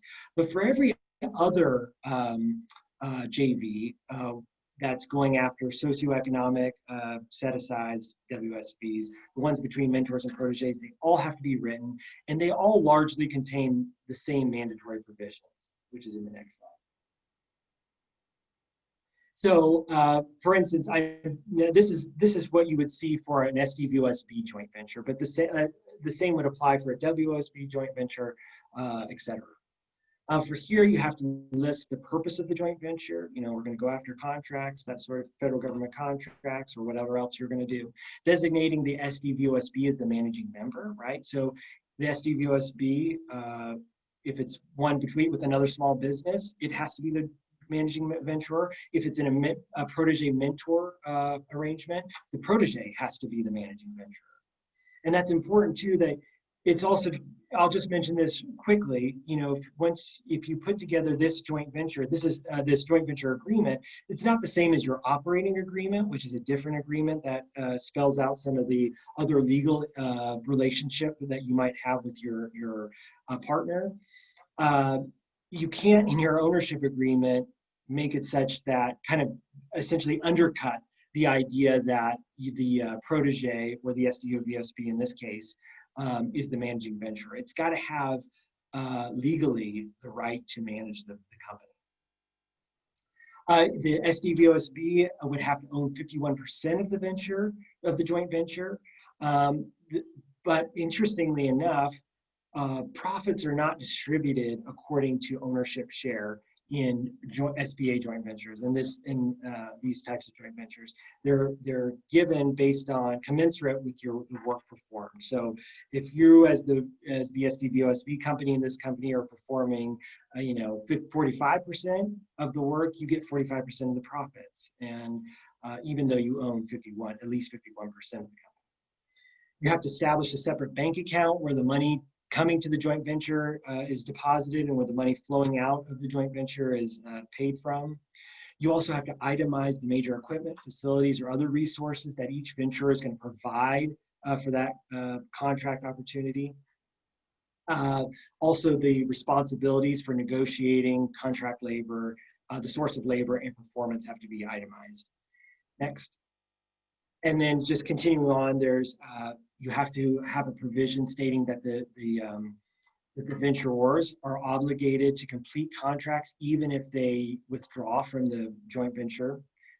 Just because you might withdraw from a joint venture, you're still obligated to perform any contracts that the joint venture has been awarded. And then there's some administrative type provisions where records have to be kept with the protege, or the SDVOSB in this case. And then there are certain statements that have to be given to SBA quarterly during performance, and then after the joint venture completes performance on a contract. Next. Okay, and this is important too. So usually you have a contract opportunity that you're going after with the joint venture. And so you say in your recitals, you might say, okay, Department of Veterans Affairs has issued solicitation such and such number for these services, and we want to go after it as a joint venture.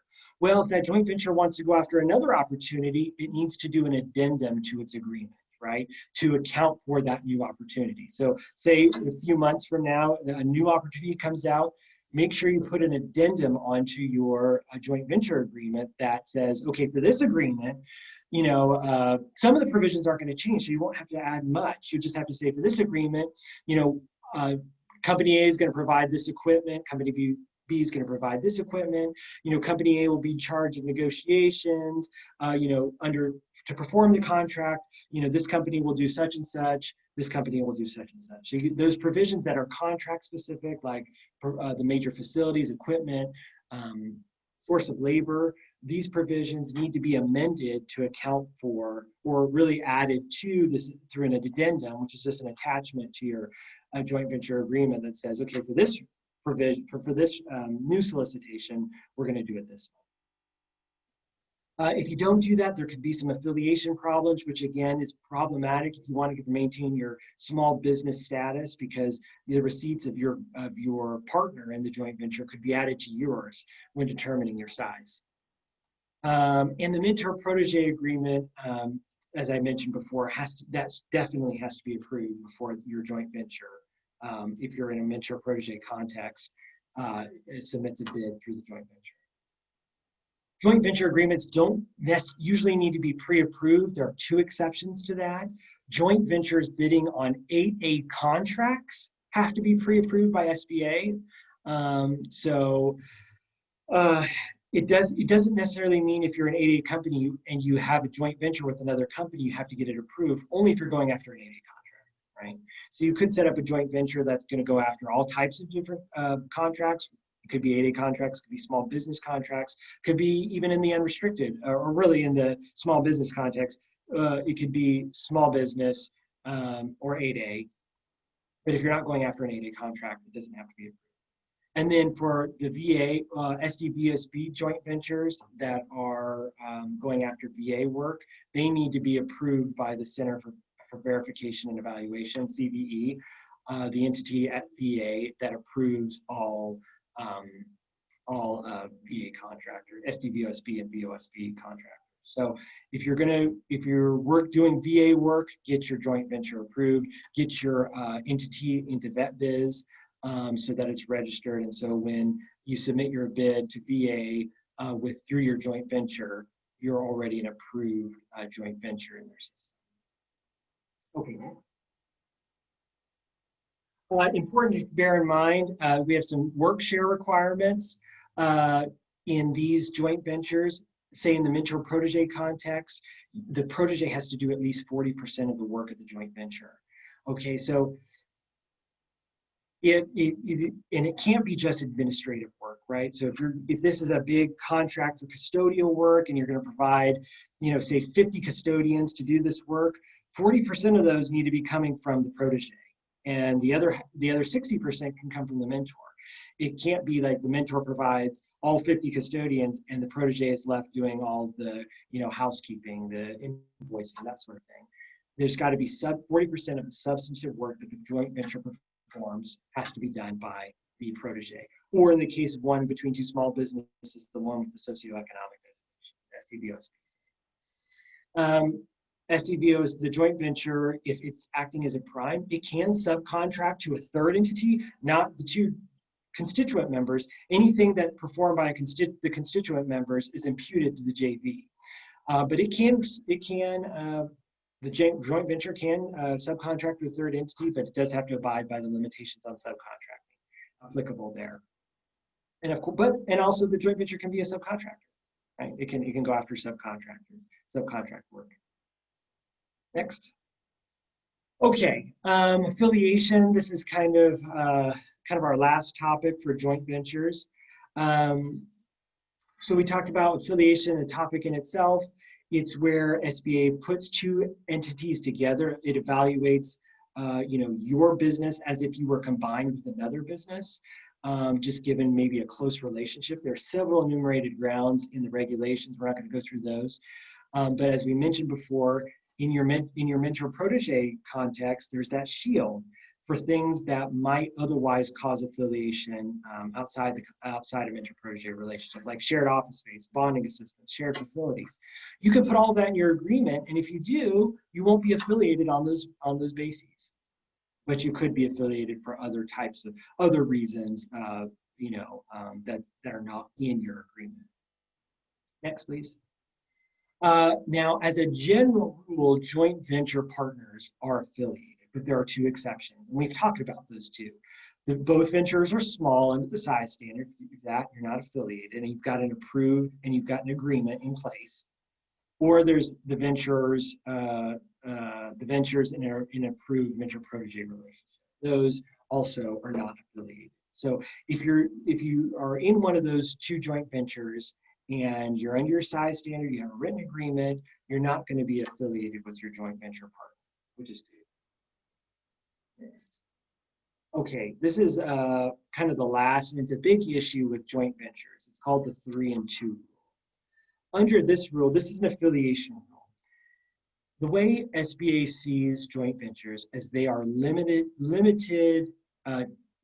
temporally, right? They are limited existence entities. And so that means SBA will only allow in a 2-year period a joint venture to receive 3 contracts, and then the joint venture is done, right? It cannot be awarded any more contracts. No more than 3 contracts in 2 years. So that means 2 things. Well, the 2-year period starts when the joint venture is awarded its first contract. So say you form a joint venture today, September 11th, 2020, but you don't get your first award until, say, December 31st. Well, your joint venture, the 2-year period in which you have to earn 3 contracts doesn't start today. It starts when you receive that first award on December 31st. And then compliance after that is determined using the date of initial offer. So say, if you get your first contract, as long as you don't have a 3rd contract, you can submit as many bids as you want until you get a 3rd contract. So after receiving a 3rd contract, don't submit any other bids, but you're still eligible to receive all the bids you submitted before getting a 3rd contract. Also, if you got after 2 years after you receive your first contract, do not submit another bid using that joint venture. So you say, well, what if I really like working with my joint venture? How do I continue to keep joint venturing with that company? Just form another joint venture. That's in the regulations. That's what it tells you to do. Just form a new joint venture. And you say, well, what's the point of that? It's a good question. Why does SBA just want you to form a new joint venture? Form a new legal entity. I don't know. There's no real good answer for that one, but that's the way it is. So you say if you get your 2 contracts or 2 years have expired since you got your first one, and you want to keep working with that company, form joint venture 2 LLC. Make sure it's a new legal entity, go through the same process, but you just have to form a new joint venture. Now, if SBA's regulations do say that if over the course of years, there's just this really close relationship, then there could be some affiliation problems arise, even with using multiple joint ventures. So at some point, SBA is going to say, okay, guys, you've been working too much together. But it seems like it takes a while to get there. Interestingly enough, SBA has proposed to eliminate the 3 from the 3 and 2 rule. So based on its proposed rule, which there hasn't been a final one come out, whether it's accepting it or not, they will remove the 3 contracts in 2 years. So it'll just be the 2. A joint venture would then be allowed to receive as many contracts as it could in 2 years, or once the 2 years is expired. After getting your first, you just have to form it. So that's interesting. It just allows you to get more contracts without having to go through the rigmarole of getting a new joint venture in the 2-year period. So there's just in the minute or so I've left, which is a few examples that might help drive home this a little bit. And these are directly from SBA's regulations, so that's a little bit helpful. Joint venture AB has received 2 contracts on April 2nd, let's see, let me move this out of my way so I can see. On April 2nd, joint venture AB submits an offer on for solicitation 1. On June 6th, joint venture AB submits an offer on solicitation 2. July 13th, it submits an offer on solicitation 3. In September, the joint venture AB is found to be a parent successful offeror for all 3 solicitations. Is everything okay there? Next, please. Yes. Even though they were awarded 3 contracts, and it would give, even though the award of all these 3 contracts would give them a total of 5, it could still receive those awards without causing affiliation problems, because as of the date, it didn't have 3 awards before on the date that it submitted proposals for those others. So remember, as long as you don't have a 3rd contract in that 2-year period, you can submit as many bids as you want. And you can even receive them, all those subsequent bids, awards on that you've already had bids, as long as it was all done before you received your 3rd contract award. Next slide.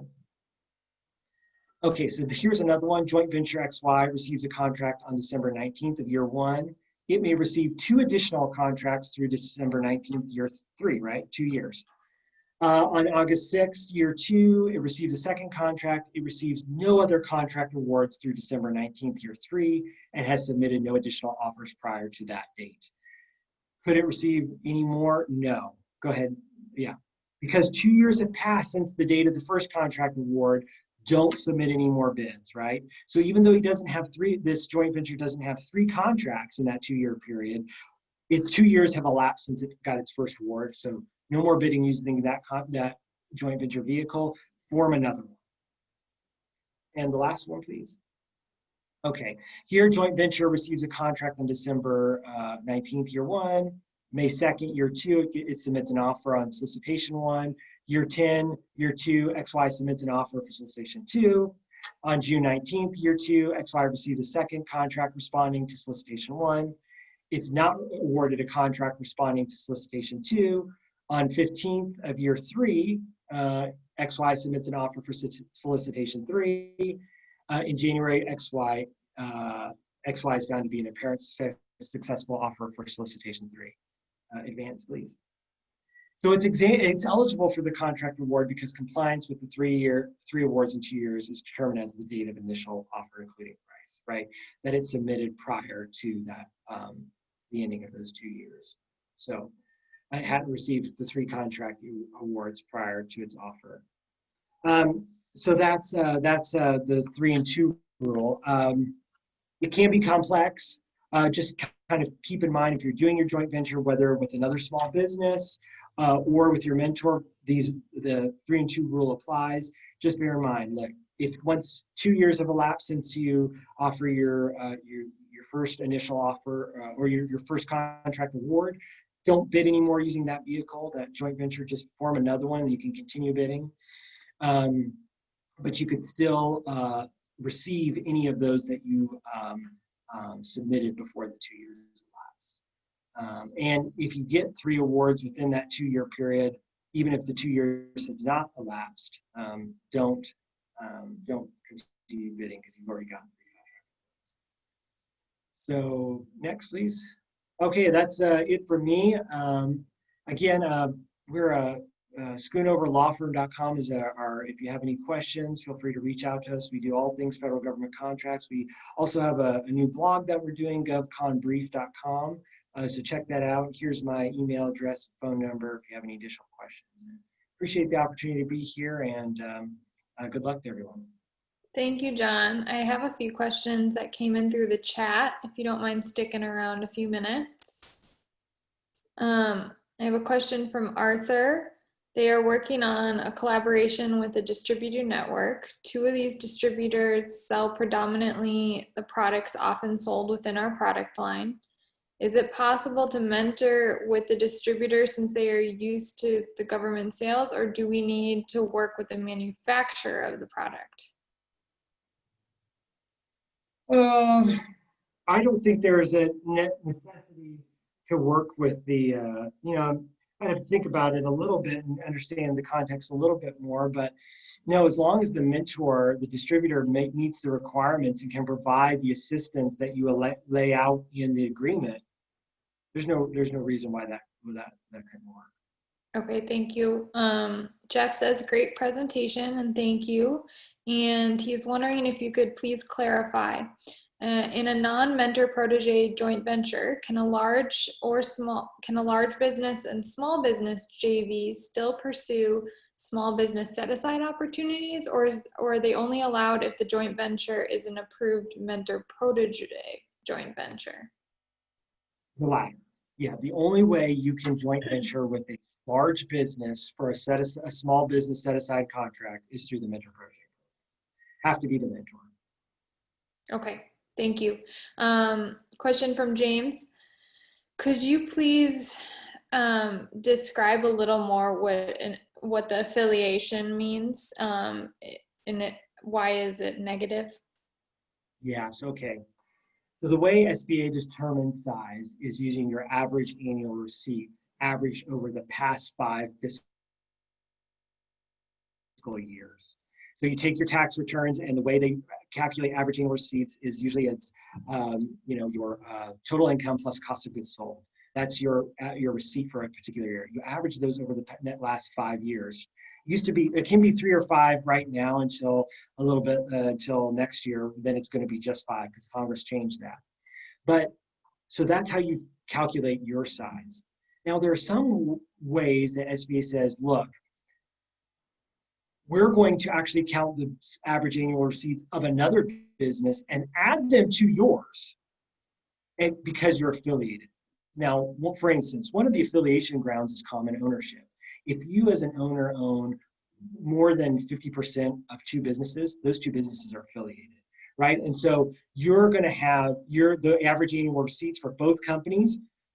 Let's say company A is the one being the SBA is looking at the size, but the same owner owns more than 50% of A and B. They're going to take B's average annual receipts, aggregate them with A's to determine A's size. So in the procurement context, say you get awarded a contract, a set-aside contract, and you get protested, and SBA looks at this and they say, look, you're affiliated, you're two, and together those aggregated average annual receipts put you above the size standard, you become ineligible for the contract. And so now if together you were still small, no problem, you can be affiliated as long as you're under the size. But it's the reason affiliation causes problems is because you could think, well, look, here's my tax returns. This is all I need to look at, right? No, not necessarily. They might take the receipts of other companies and add them to yours. And if it puts you over the size limit, the size standard, you're just out of luck. You become ineligible. And so that's why you want to avoid affiliation. There's several grounds. There's common ownership. There's common management. If there's like a CEO on 2, even though he has no ownership, but he's the CEO of both, that's going to affiliate you too. There's one called the newly organized concern rule, where it's a spin-off of another one, and within a certain number of years, you could be affiliated with that company. There's identity of interest, where the owners, where you and another individual or company have similar investments, or family members are presumed, companies owned by close family members are presumed to be affiliated, unless you can show some kind of clear line of fracture, like, hey, so if you and your daughter are business owners, SBA is going to say, you know what, we think you're affiliated, and you do business together. You're going to say, look, we think you're affiliated. You and your daughter are presumed affiliated, unless you can say, whoa, my daughter, her company sells, office supplies, and I'm an IT guy, right? We don't do any business together. If you can show that, then you're not affiliated. So in other words, affiliation is this. It can be very complex. It can be very to really understand, especially if you have lots of connections or investments and all over the place. It can be a very thorny subject, but it's important to understand, because if you want to keep your size down and under these size standards, so you're eligible for set-aside contracts, you got to ensure that even if not affiliated with other companies, or even if you are affiliated with them, that you're together, those size standards, so that your average annual seats are under the size. Thank you so much, John. That was very helpful. That is all the questions I have. So I just wanted to thank you again for being with us this afternoon. Great presentation. If it's all right with you, can I make the PowerPoint slides in a PDF form available to attendees? Absolutely. Absolutely. Okay, great. Thank you. Have a great weekend. All right, you too. Thank you.